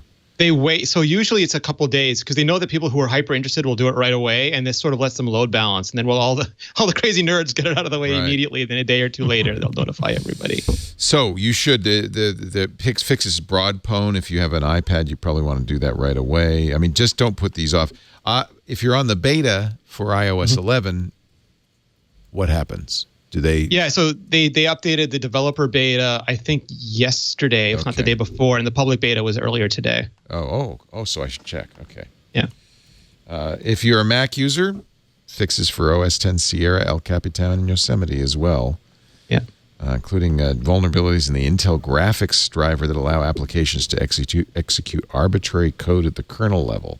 That's never. But no more good. Adobe updates, Leo. That's a nice thing. So what's the deal with Flash? Adobe Flash, is that It's fine. I was joking before, and I said that DC managed to kill the Flash 9 times before Adobe had the guts to do it once. And this is really strange for me because some of us have been advocating that you should get off Flash as fast as possible because it's become such a malware vector. But they really like ActiveX. They plugged a huge missing hole in web interactivity for many, many years. And the problem became that the web actually caught up, and they went from being a positive to a negative. Like, it became an anchor around the neck of the web. And now they're sort of finally letting it sunset after a lot of vendors started getting rid of them, and a lot of malware attacks happened, and a lot of people moved off the platform. But finally now Adobe has announced end of life for Flash, but only by 2020. Somebody tweeted on Twitter, Carolina Milanese, they said, 2020 will go down in history as the year when people can finally stop asking why iPad did not support Adobe Flash. It was so funny. Like, the funniest part about all of that is that Adobe had killer marketing or something, because all the time people were saying, Apple, why don't you include Flash? It did not exist. Adobe literally could not make Flash work on mobile for years after the controversy. And when they did, I had it on Android and on Palm. It wasn't great. Like, it did not fit their interactivity model. And still Apple got a lion's share of the blame and anger overall. Well, and every review said they're missing Flash. I have to correct that. The first, it was available, as I recall, it was about a year after the iPad before the first, or maybe two. I remember that the first one was. No, I think the first one was actually the BlackBerry's playbook, or their first tablet. I remember that specifically because that was the first thing I was curious to find out, because that was after Steve Jobs' big letter about, here's why Flash is a terrible idea on mobile, and here's why it would never work. And I was like, no, the playback is actually very good. No, the sync is actually right on. It certainly was nothing like what H.264 would become like, but it was fine. It didn't kill the battery.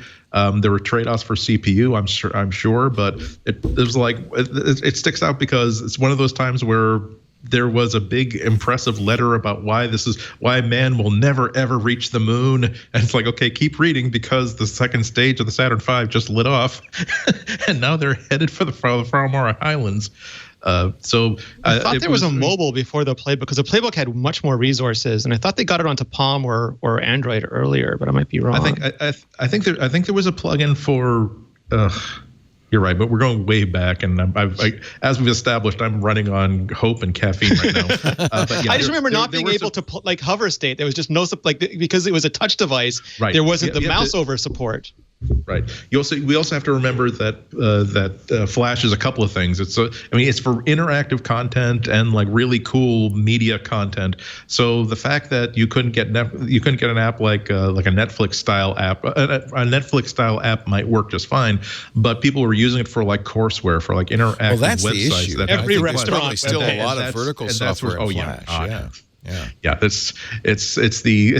is known as the jigsaw puzzle piece generator on websites all across this land and ours. Steve Jobs was so shameless about, not shameless, but he was like, he on the original iPad demonstration, he was just sitting there on the chair going through the New York Times, didn't care at all about that big puzzle piece right in the center of the screen, just scrolled right past it. Oh, I didn't notice that. Oh, that's funny. Yep. Oh, that's funny. And also should we mention that a lot of the wonderful content we were missing out on the iPad were ads.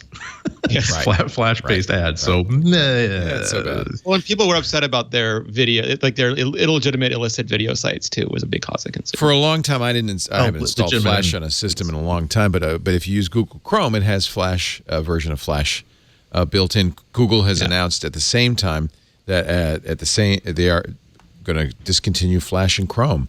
They put interesting stat from this post on the Google blog. 3 years ago, 80% of desktop Chrome users visited a site with Flash every day.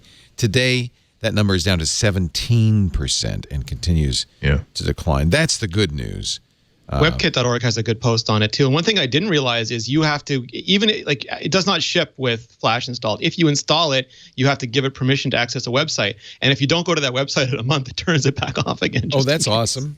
Yeah. That's awesome. And yes, I did just get iOS 11 Public Beta 3 pushed out to my 10.5. I had checked this morning. I did not have it yet, so it's coming, and I'm downloading it right now. So that you should absolutely do that. The Broadpwn and some other exploits that are in the wild, it's probably good to patch. And bye-bye Flash. Bye-bye Flash. Yeah. R.I.P. Flash. R.I.P. The Clips app is still alive. And in fact, more than alive, 1 million monthly unique users. This is the video app that Apple released. 1 million monthly unique users. That's a decent number. It's not a huge number. Hi, it's me. I'm Mickey Mouse. Yeah, they've just added Mickey, so you can have brunch with Mickey. They've added some Pixar characters as well. There's new overlays. There's new they call them posters. They're really sort of like those interstitial title cards. The one thing that I thought was really, really cool though is they've allowed you to do sequential overlays, and that's especially good if you're doing like how-to videos or something. So now you can hold down to start adding a video, add an overlay to it. Let go, add an overlay to it, hold it down again, add another overlay, hold it down again, add another overlay, and they'll build out over that timeline, which is super neat if you're building sort of. I'm going to have to go back and play with it. I mean, it peaked at number 28 on the App Store. 1 million downloads over the first 4 days. But I feel like it's kind of, got a lot of attention at first. And I don't know. I haven't used it since then. It's a darn shame because it is one of the nicest pieces of software that Apple has ever written. And I would include like HyperCard in that list. It's just what it does is so unexpectedly beautiful and professional with such a small amount of effort. All you have to do is exert some creative will, and you can do some amazing things that kind of get you more interested in making more videos. And I think that if it hasn't really taken off the way that I think it should have, I think it's only because of not enough people actually knowing that it exists, or people being perfectly happy holding up the camera, shooting a 30-second video and not bothering to trim it one end or the other and just simply posting it to Instagram or Facebook. But yeah, I mean, the stuff that Ren has been posting, she's been doing like a bunch of like mini derby training videos. And it's like, how much money did she put in? Wow, does she have a staff? I was like, and remind myself, no, she has an iPhone and she has this free app. And also she's very, very creative and she knows how to tell a story visually. But the polish of this video is like, oh, anybody has access to that. If anybody who has the verve of a Ren Caldwell can do some pretty amazing stuff for free. I think we're just there might be some people who are just waiting for like sort of like how we have sticker support in iMessage now for almost any sort of because right now the Disney stuff is cute, but you'll use it a few times. But once you get to be able to put sort of any animated sticker or something into your video as you go, I think that'll unlock a lot more potential for it too. Sticker memes.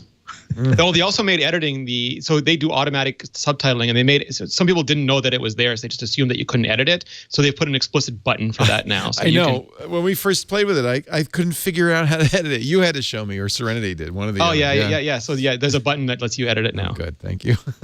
Future AirPods, according to Apple Insider, might feature automated audio pass-through.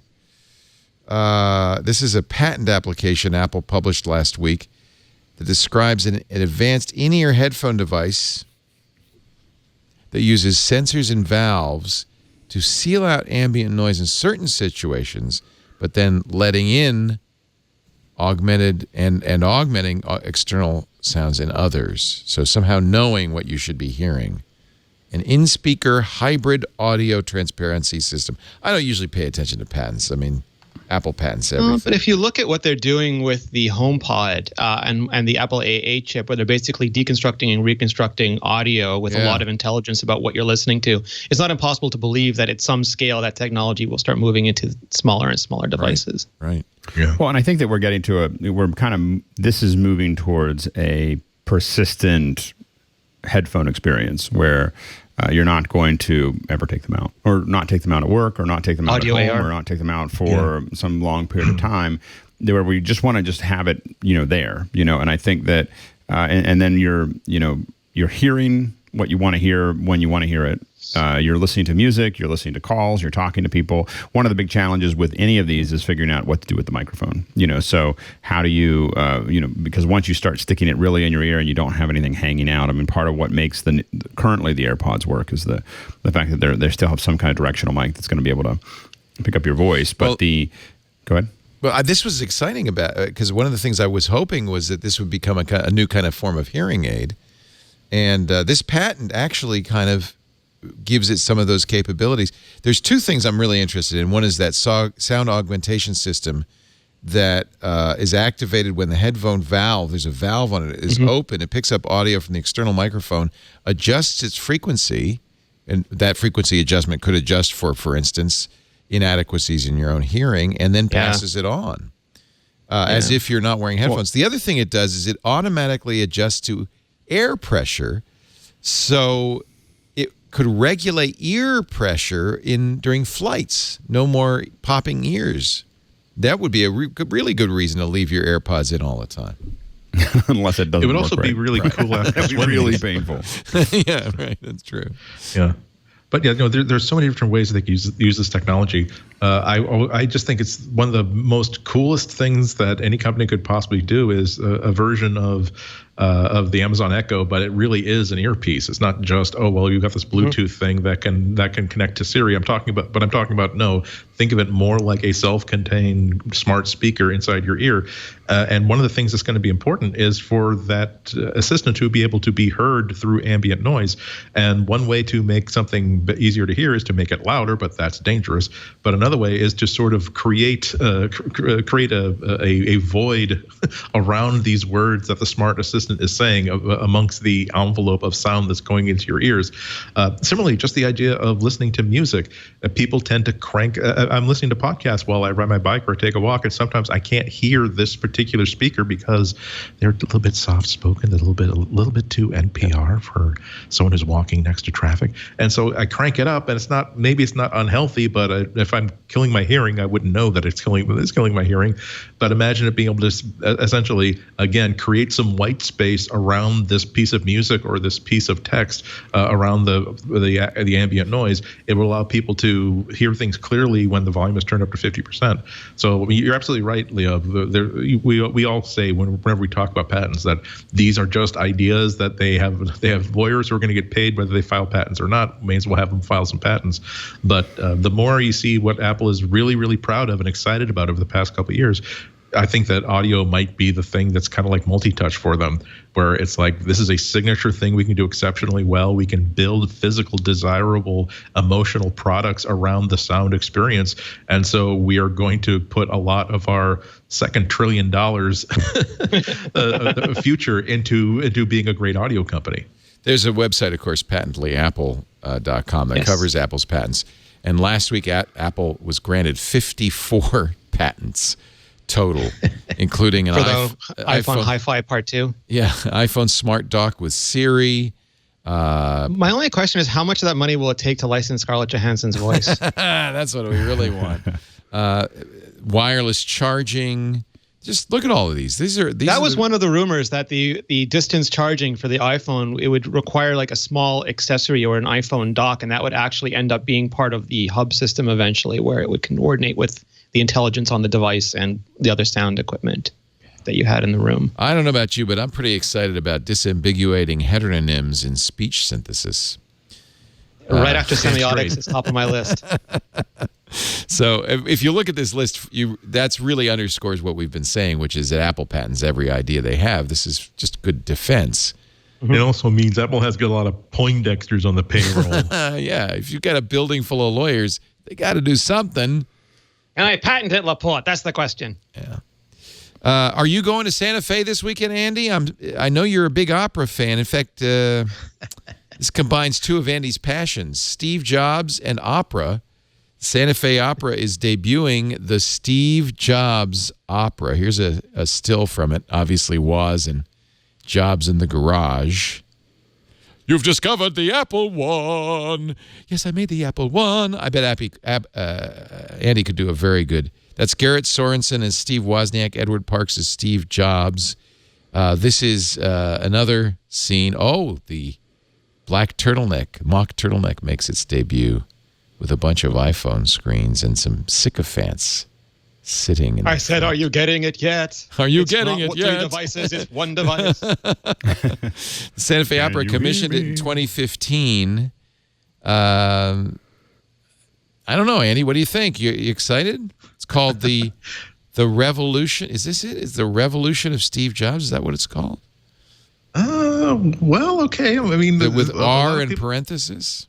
It's in English, so it's going to be more appealing to a lot of people than. Yeah, I like Italian operas myself. Let's see. Is this this is the making of? The story of Steve Jobs is that the man who miniaturized and simplified our human communication. The composer, Mason Bates. Little devices. I want some clips. Had so many issues with Oh, here we go. Here's let's see if this is. I want singing. The thing that was. No, I don't want talking. I want singing. This is a guy talking. Oh, here's some singing. Steve Jobs with this, which is Quicksilver, acoustic guitar picking electronica, to the more oceanic lyrical harmonies. They're not going to let us hear it. Are they? World of Kobun, Steve Jobs has a very. Oh, please! I guess this is just a. But this is a man. This is a tease promo. I think we need to go to Santa Fe this weekend. Communication, and in that tension, I think we'll. It's I mean. If there is a it's a challenge, I think. But I think that one of the great things about opera is that it can make really broad and maybe silly topics seem like the most important and emotional thing in the world. So if we're talking about if we're going to have like an Act 2 aria that's about that handicap spot is nobody's but mine. I don't care what the cops will say. It's nice. If you put it, if you and realize that opera singers, the thing that makes them unique is that off the career ones, they have spent 8 years studying technique before they're even allowed to really sing any real arias. That means that you've got the equipment necessary to now start to understand the emotion of this song. So that's why you can give them the Wally Doodle, and they will find the untrammeled depths in the well of emotion that's in this little plinky folk song. So there is a long-standing tradition of writing operas about current events. There's, of course, an opera. Verismo opera, yes. The Death of Klinghoffer. This is the dramatization of the...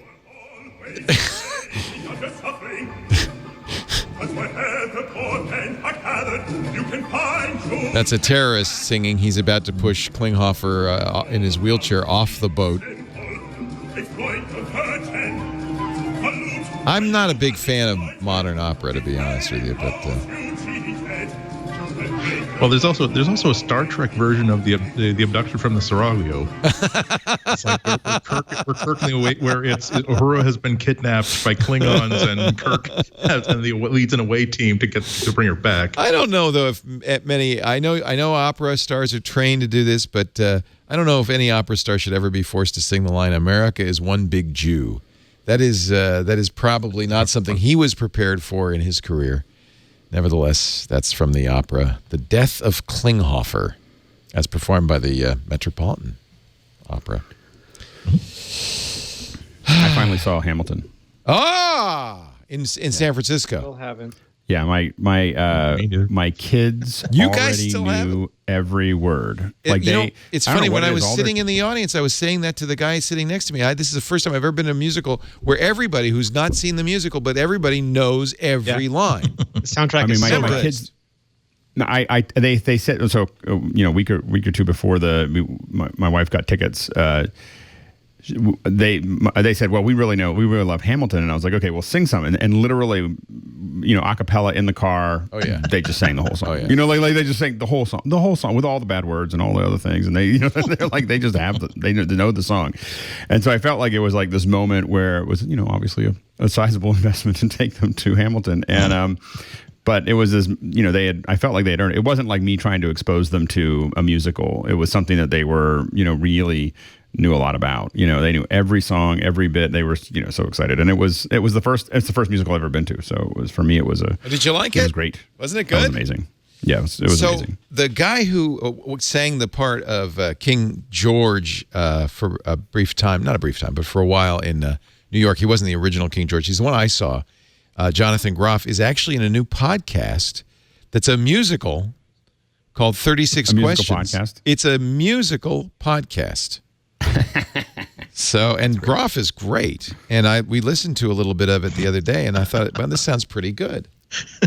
Audible. Get your free book from Audible. Yeah, I don't know how they do the ads. Even if you cancel you. I can be myself.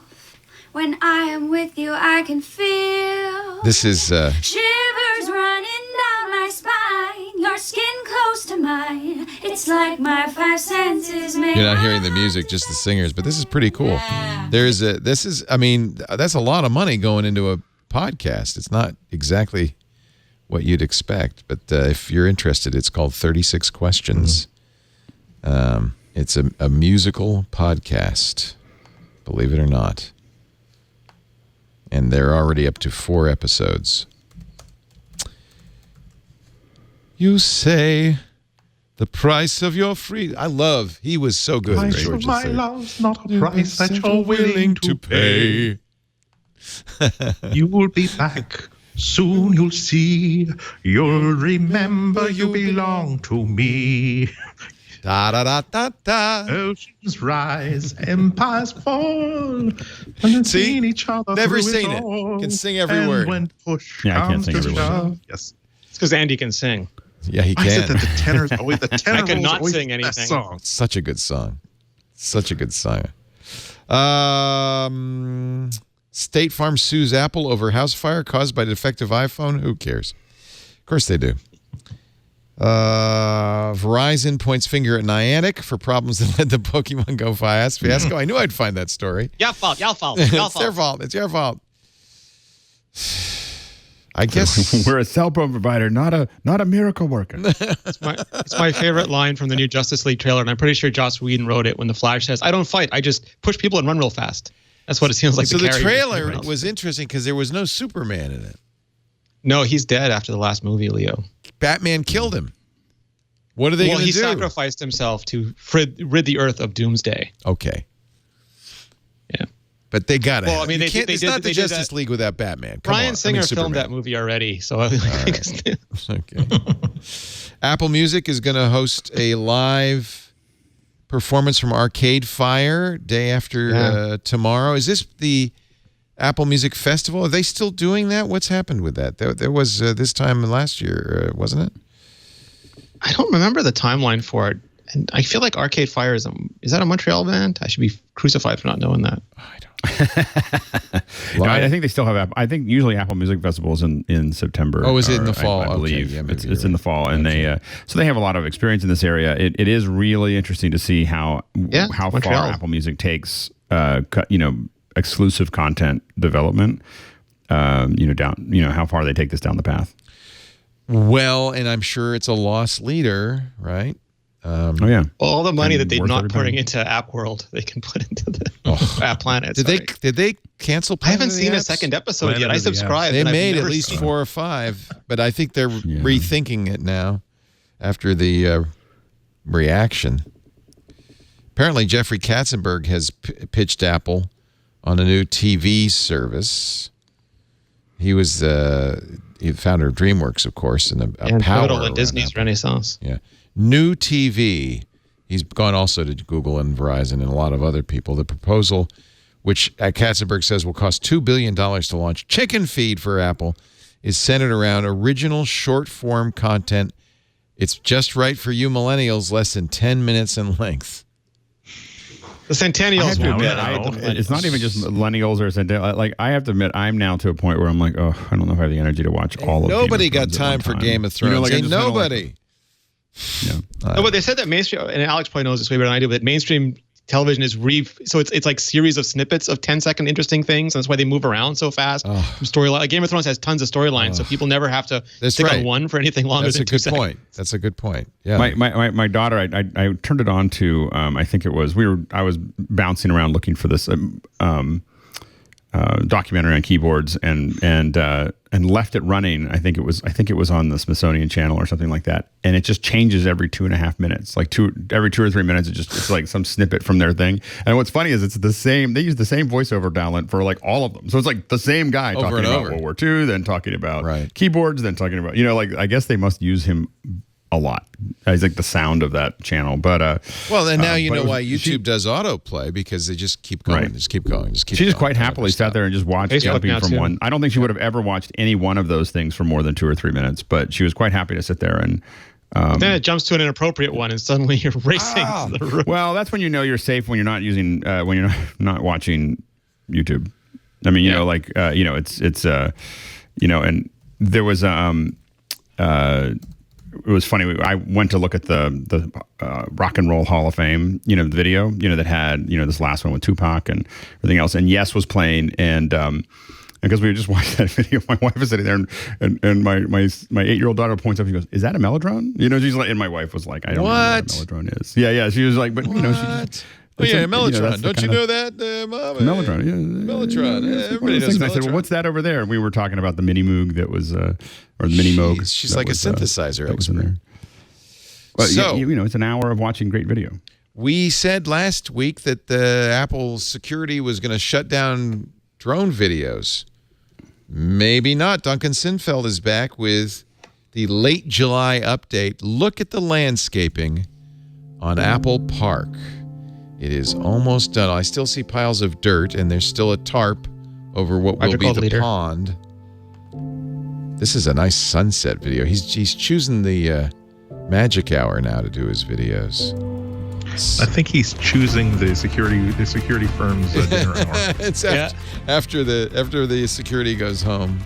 There's the disc. Well, they're actually almost Steve Jobs Theater. Yeah, the theater. Wow. I still think that should be like a pop-up timer or something where they push it down. It's a webcam. Time for a new phone launch. Is this the secret R&D facility? I think. I think that's Johnny Cerrucci's Either that or Holiday Inn. Oh, It looks like a Holiday Inn. Okay, it does a little bit. I would want to be in the circle, not in the square. You don't want to be Paul Lind. Yeah. You want to be Paul Williams. Center squared block. Circle gets the square. Oh. Yeah, notice he's on the periphery now. Look, he's flying over the road, not over. Where are the coffee shops and bars? That's what I'm most interested to find out. Or is this actually the campus? Because it looks like public streets. Yeah, those are public streets. So on the right, new buildings as well, but across the street from the circle. Yeah. Well, remember there's a fitness center too, right? Yeah. It's interesting it might be interesting to figure out like what the security layout is like, because remember that they have to, in the Steve Jobs Theater, for product rollouts, they have to have a way to get hundreds of people onto the campus and off and control them and get them off the campus without giving them access to places they're not supposed to be. I'm looking for places to hide in the trees. If I get in that campus, I'm never leaving, Andy. I'm never leaving. They're not kicking me out again. There might be a way, like, before they finish laying everything out, it's like, if you can like renumber them so that if you just like paper over one of the doors and make sure that it goes from like number office 112 to 113 without ever getting to in the beginning there, you could sort of like be the phantom of the spaceship campus. And I bet it'd be 9 or 10 years. As long as you can like live off of whatever insects fly around, I think it could be done.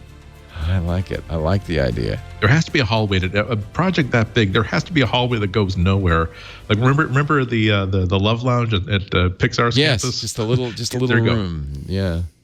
That's like, it wasn't. They had to wall it off because they thought they needed it. They didn't need it, and then at some point someone says, "Gee, this vent looks almost big enough to crawl through." Like, oh my God, there's an antechamber in my office. It's John Malkovich's mind.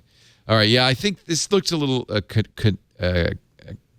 curtailed. I suspect he wasn't able to get as much access. It wasn't in the no-fly, Laporte. He was not in the no-fly. Yeah. And suddenly The Rock in an arm carrier appears kicking up dust, shouldering a missile. He just jumps and tackles it out of the air. Let us take a break. He just arches an eyebrow, and then the shockwave from the eyebrow arches. They were joking before, and like someone is trying to market a product for Pokemon Go where it's a drone that extends your reach, so that if you don't want to walk down that street, you can fly your drone and fight the gym. And I was just wondering if like another player's drone will knock yours out of the sky, and then you have to drone wars everywhere. That's a brilliant idea. I'd buy that drone. I'm always this close, like to the and I can't or you're just too far away to. Yeah.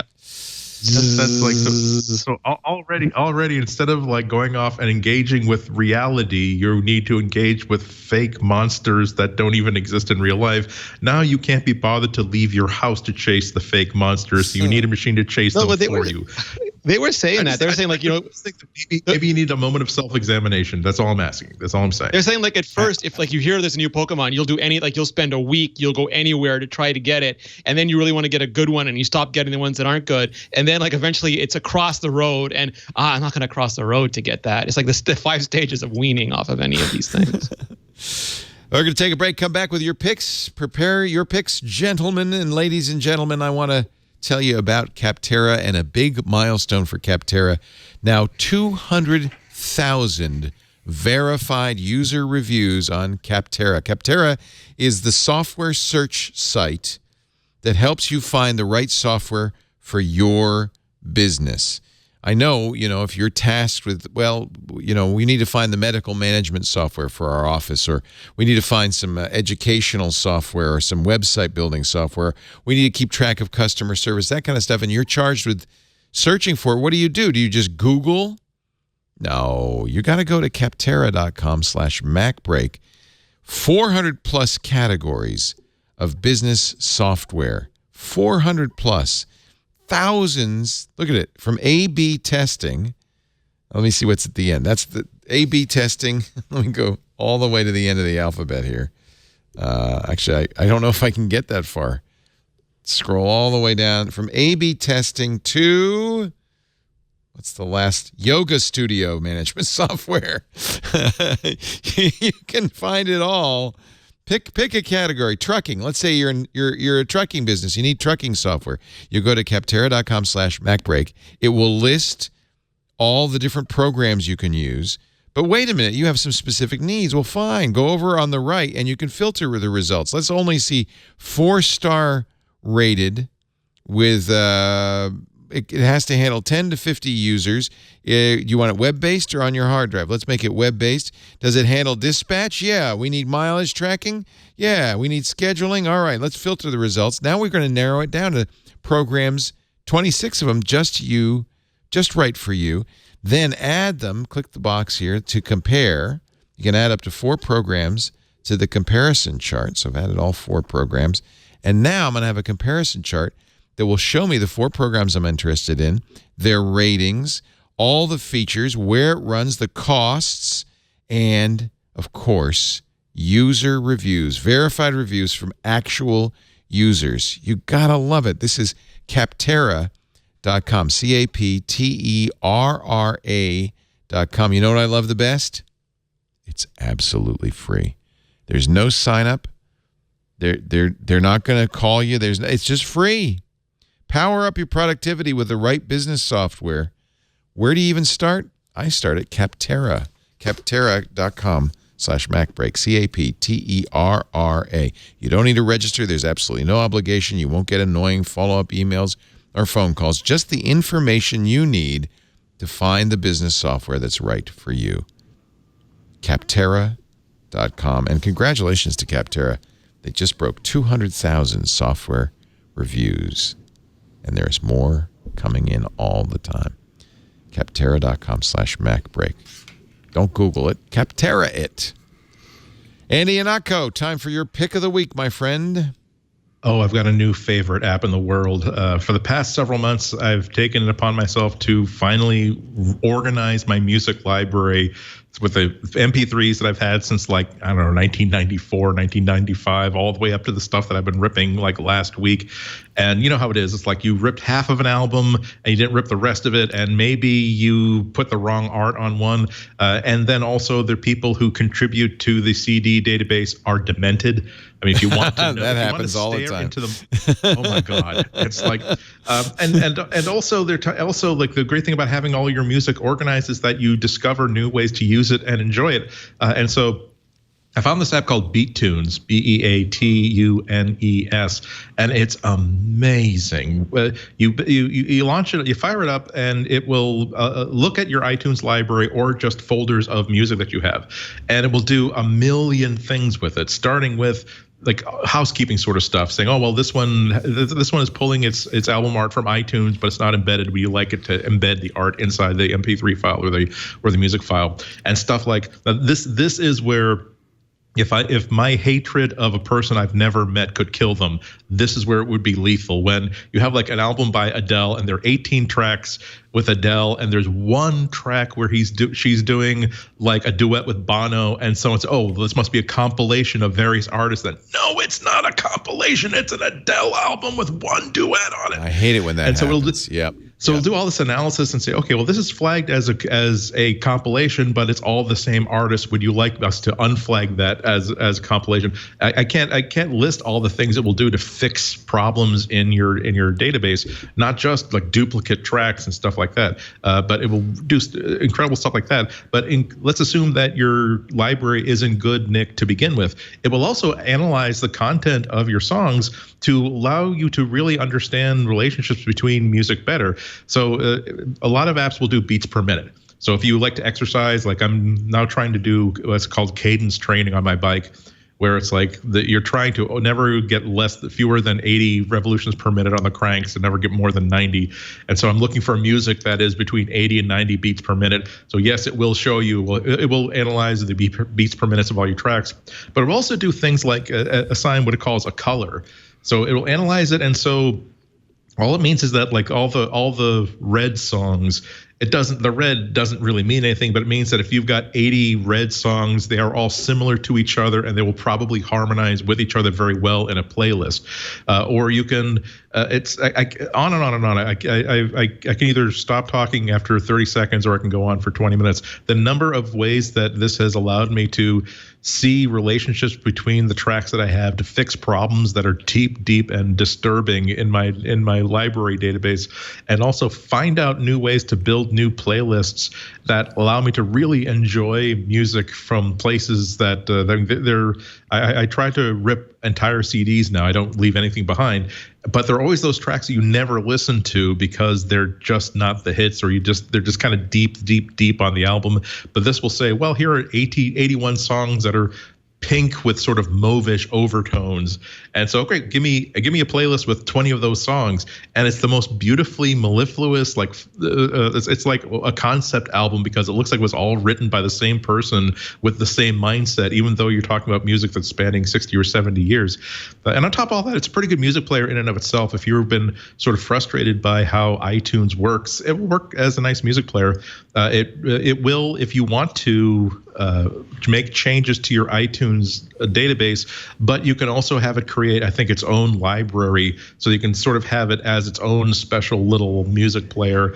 I was running it in sort of suspicious mode for the first week, but after seeing the results it was getting, I was more than happy after making a full and complete backup of my music library to have BTunes like apply all these things so that now all this information is tagged within the music files themselves. So even if I do put it into iTunes, even if I do put it into a third-party music player on another platform, I will get all the benefits of the stuff. It's not a cheap app. It's $35, but it's free for, I think, the first 14 days. And I'm talking about free, not it'll do only the first 80 songs.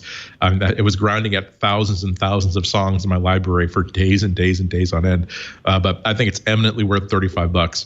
It's beautifully made. It does something that I don't see any other app doing. And I keep coming back to the fact that there was joy hidden inside my music library that I was unaware of until BTunes showed it to me. So that's worth 35 damn bucks of anybody's money. I'm going to run out and get this. This looks amazing. It's been around for 10 years. I don't know how I haven't heard of it. And it has the other thing I like, which is you especially when you hear about a legendary good piece of software and you say, oh, last updated 2013. Right. It's like, okay, now compatible with iOS 10.6. But no, the last update was just like 2 or 3 weeks ago. Yeah. So it's a very, very active. I think that's partly why you appreciate them charging $35, like a decent amount of money for a really great app. I think that's the reason why they've been around for so long. That's the reason why they keep updating it, because hopefully this app allows them to pay themselves a decent wage. You get the feeling it's one guy. I keep hearing in the blog it says I. I'd love to know more about who's behind this. It looks like this has been a labor of love for some time, and there's a lot of smarts. Yeah. It's a plug-in API and all sorts of stuff. I can't wait to try it. Thank you for the suggestion. Great idea. Great pick. BEATUNES.com.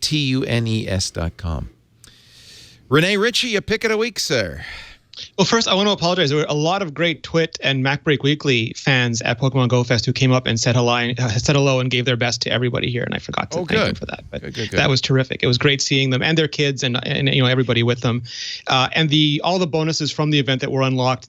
Last night they extended them for another 3 days, so everyone has until Thursday now to get double experience, double Stardust, double candy, double everything basically. So. Yeah. If you're playing, keep playing.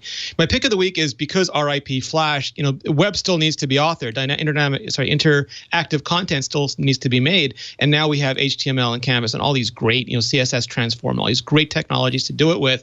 But most of us don't want to code that in math. So there are apps that are really great authoring. Adobe has its own authoring suite for HTML5, but Hype has always been one of my favorites. It was formed by two Apple employees after they left the company, Jonathan Deutsch and Ryan Nielsen.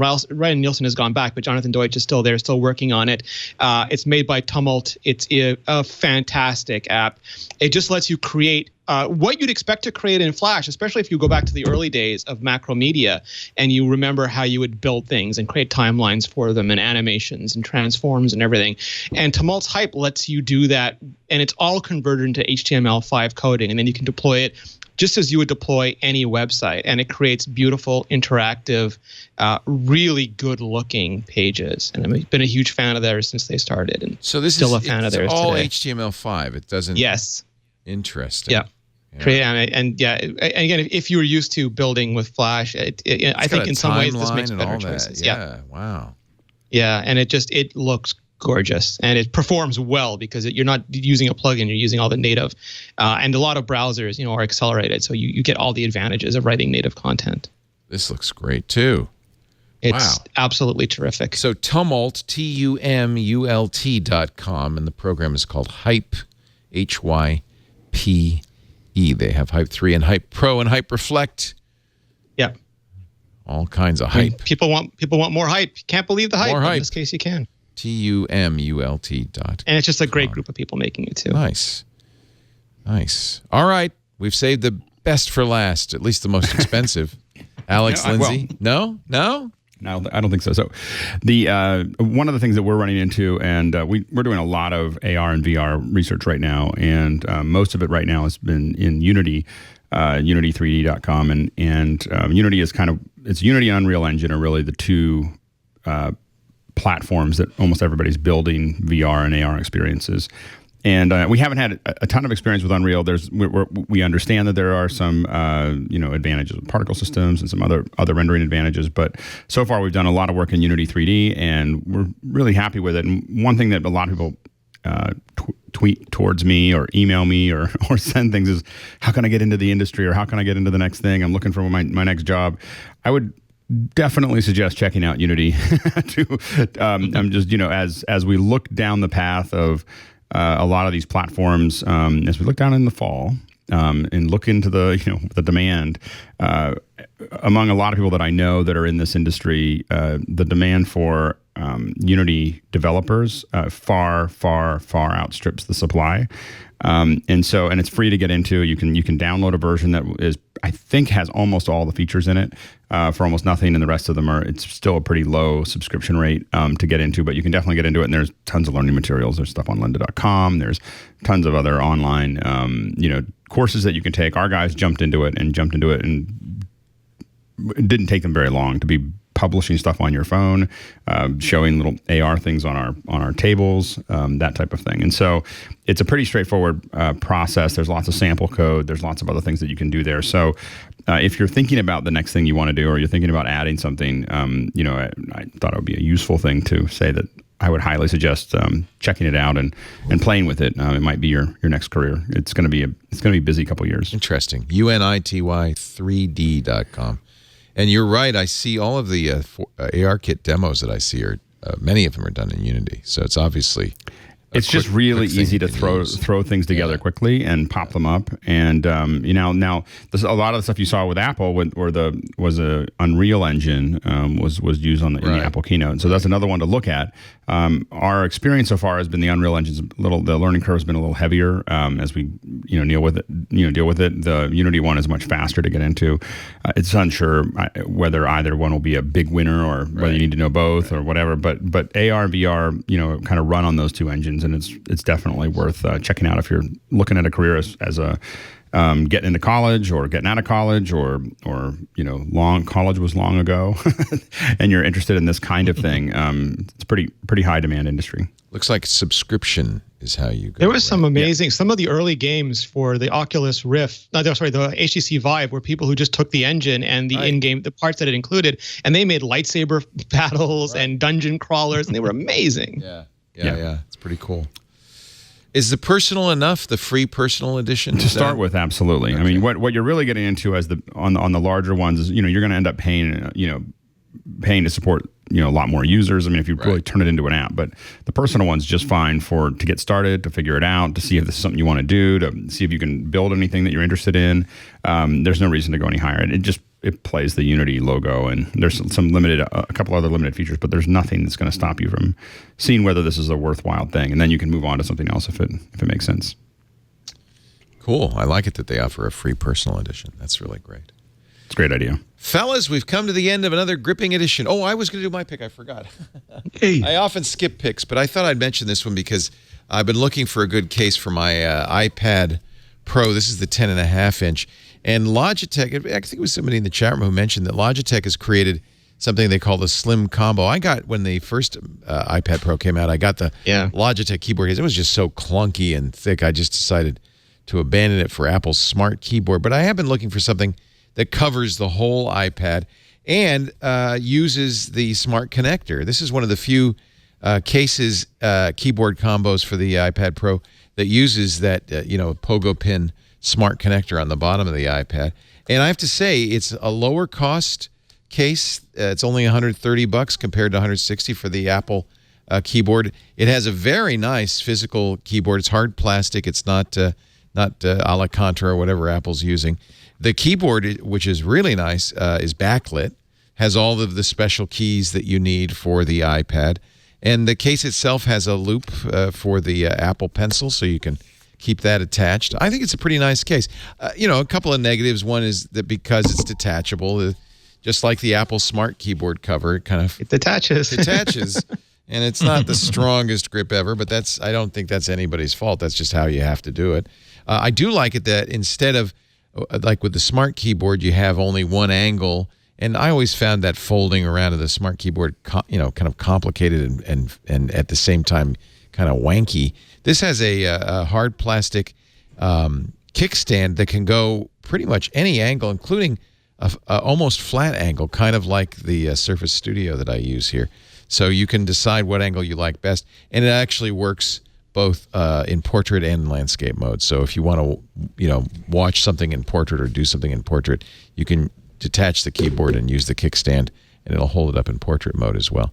So this, I think, for the price is probably, I haven't tried them all, but this is my current favorite Smart Keyboard case for the iPad. It's Logitech's Slim Combo keyboard. I love it that it's backlit. I think that's really really handy. Have you tried this, Renee? Sounds like you're. I have not. It's Serenity usually does the case review, but I like that it uses Smart Connector. I like that it has a loop for the Apple Pencil. Those are two things that are typically in high demand. I agree. And I don't know of a whole lot of cases that use a Smart Connector. A lot of them are designed for you to just use a Bluetooth keyboard. Comes in black and classical blue, and it's $130 for the 10.5-inch version, $150 for the 12.9-inch version. I'm sorry, $129.99. But that's that's $30 cheaper than Apple's Smart Keyboard, and I would say it does everything the Smart Keyboard does. It's not made out of taffeta. It's not made out of taffeta. It's made out of hard plastic, but it's grippy. It's not. I don't think that's unattractive as you carry that around. It's nice. It looks like a real folio. And I have to say, once you, it really becomes very laptop-like once you put the kickstand out. I don't know if I can show it to you, but I like. Yeah, I'll put it here. I think that's very highly functional. So, anyway, my recommendation: the Slim Combo. Until I find something better. We do MacBreak Weekly every Tuesday, right after iOS Today, 11 a.m. Pacific, 2 p.m. Eastern Time, 1800 UTC. Stop by and watch us live. You can visit us in the studio. Just email tickets at twit.tv. We'll put a nice chair out for you. Or you can watch the live stream at twit.tv/live and join us in the chat room if you do, so you can talk back to your television, something we all like to do at irc.twit.tv. If you're not here live in person, don't worry. On-demand audio and video of this show and everything we do at Twit is available on our website. In this case, twit.tv/MBW for MacBreak Weekly. Or, better yet, whatever program you use to listen to podcasts, use the subscribe feature and subscribe. That way you'll always have a copy of MacBreak Weekly every single week. Thanks to our great esteemed panel, Renee Ritchie from imore.com. Always a pleasure. Thank you for having me. Welcome back from Chicago. Thank you. Andy Anako from the Chicago Sun-Times and his website, cwob.com. We didn't get to talk about that Motorola phone. You were in Boston for a briefing, I guess. Yeah, well, it was a small event, but yeah, so it's not much to Is talk this a about. G, an X? What is this? It's the Z2, I think. Oh, the Z2. Okay. Yeah, it's got that pogo pins in the back, and one of the features they've got is now a 360-degree camera for this you can attach to it for one of the other accessories they can do. Motorola does some cool stuff. They tried to take Android and do interesting things with it, but not the Samsung way, which is to say, we decided that we could market this really well if we had an ad with this feature in it. No, they're actually trying to move things forward. So cool stuff. At least they're continuing those smart backs, right? I mean, or not. Yeah, no, they're very, very much committed to it. The Moto mods. I like those.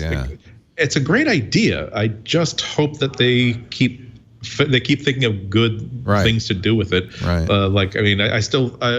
This is an Andy feature, and I'll end this very quickly. I'm sorry, but an Andy feature is, oh God, I would be so cool to have a phone that has a back that has a much better camera on it. They tried it when they first released this version of this phone with a Hasselblad back. Yeah. But it took pictures that were far worse than whatever the internal camera did. But it's a great idea. Let's just hope that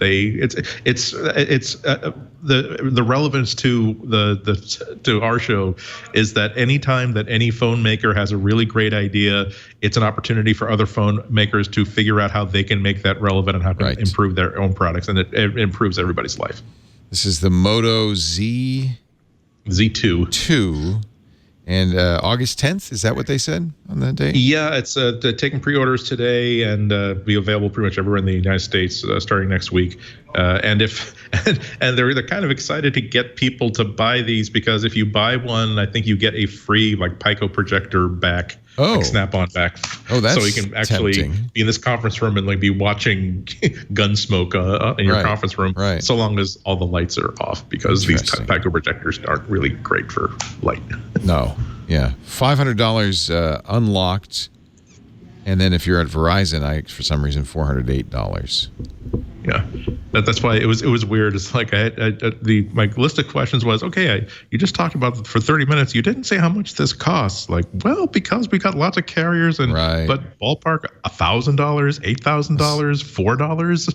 $500 is not bad. $500 is not bad. And then of course there's all these nice little backs you can quickly. Yeah, that's why I'm intrigued by the idea of Apple saying we can't compete with these really, really good $300, $400, $500 phones, and people who don't have $1,000 for a phone aren't buying iPhones. So let's just go for broke and make the best $1,200 phone we can make. I've always liked pretty awesome with the next. I've always liked the wood backs. I'm gonna get one of the wood backs. Those are cool. Like they again, you can easily. They're like Renee with these Apple Watches. It's like I would own 9 of these backs. Like I feel like I'm in a bamboo mood. No, I feel like I'm in a pirate leather mood, and you just snap a colorful Indiana Jones mode.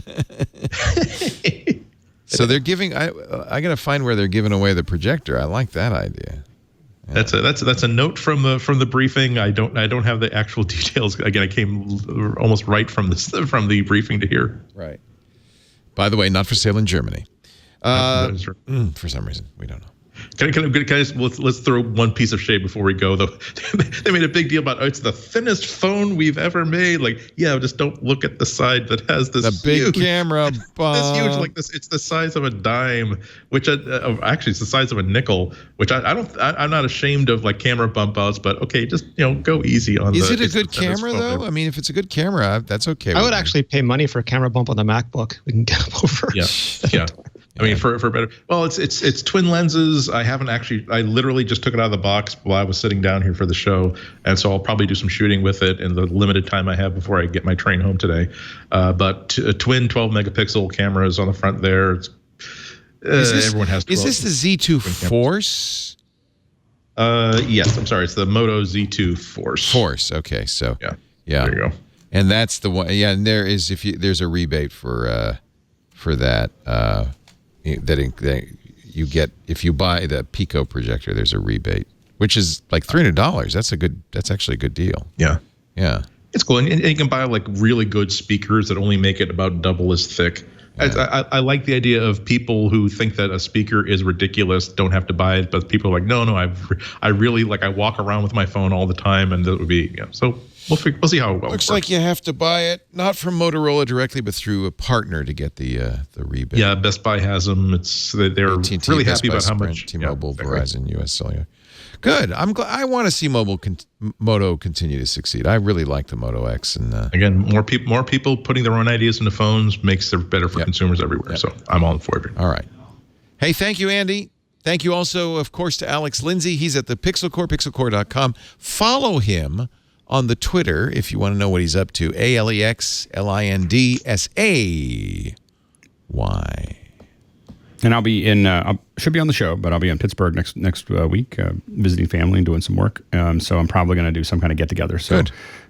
Excellent article in the New York Times about how Carnegie Mellon graduates are sticking around and turning Pittsburgh into the city, the place to be.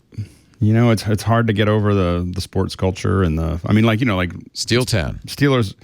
You get kind of used to the Steelers, and even if the Pirates don't make it to the World Series, it's a really nice baseball field and some great players with and fun to watch, and then Pittsburgh doesn't have any of the stuff that you're used to. I mean that you got used to when you think about Pittsburgh. There's no steel mills. It's clean. There's great things to do there. My wife was actually kind of amazed when you got there. She knew more about Pittsburgh by the end of our 1 year out there than I did because she is a city girl. So she's like, there's art festivals and science centers and all these other things. And I was like, nice. It's all the way in Pittsburgh. It's a long way away from where we live. So anyway, so I'll be there, and I'm going to find a space to get together with whoever wants to get together. So we'll talk more about that later. Thank you, Alex. Thanks to all of you for joining us. Security, if you're watching live, Security Now coming up in minutes. But for the rest of you, back to work, because you know what? Break time is over. Bye-bye.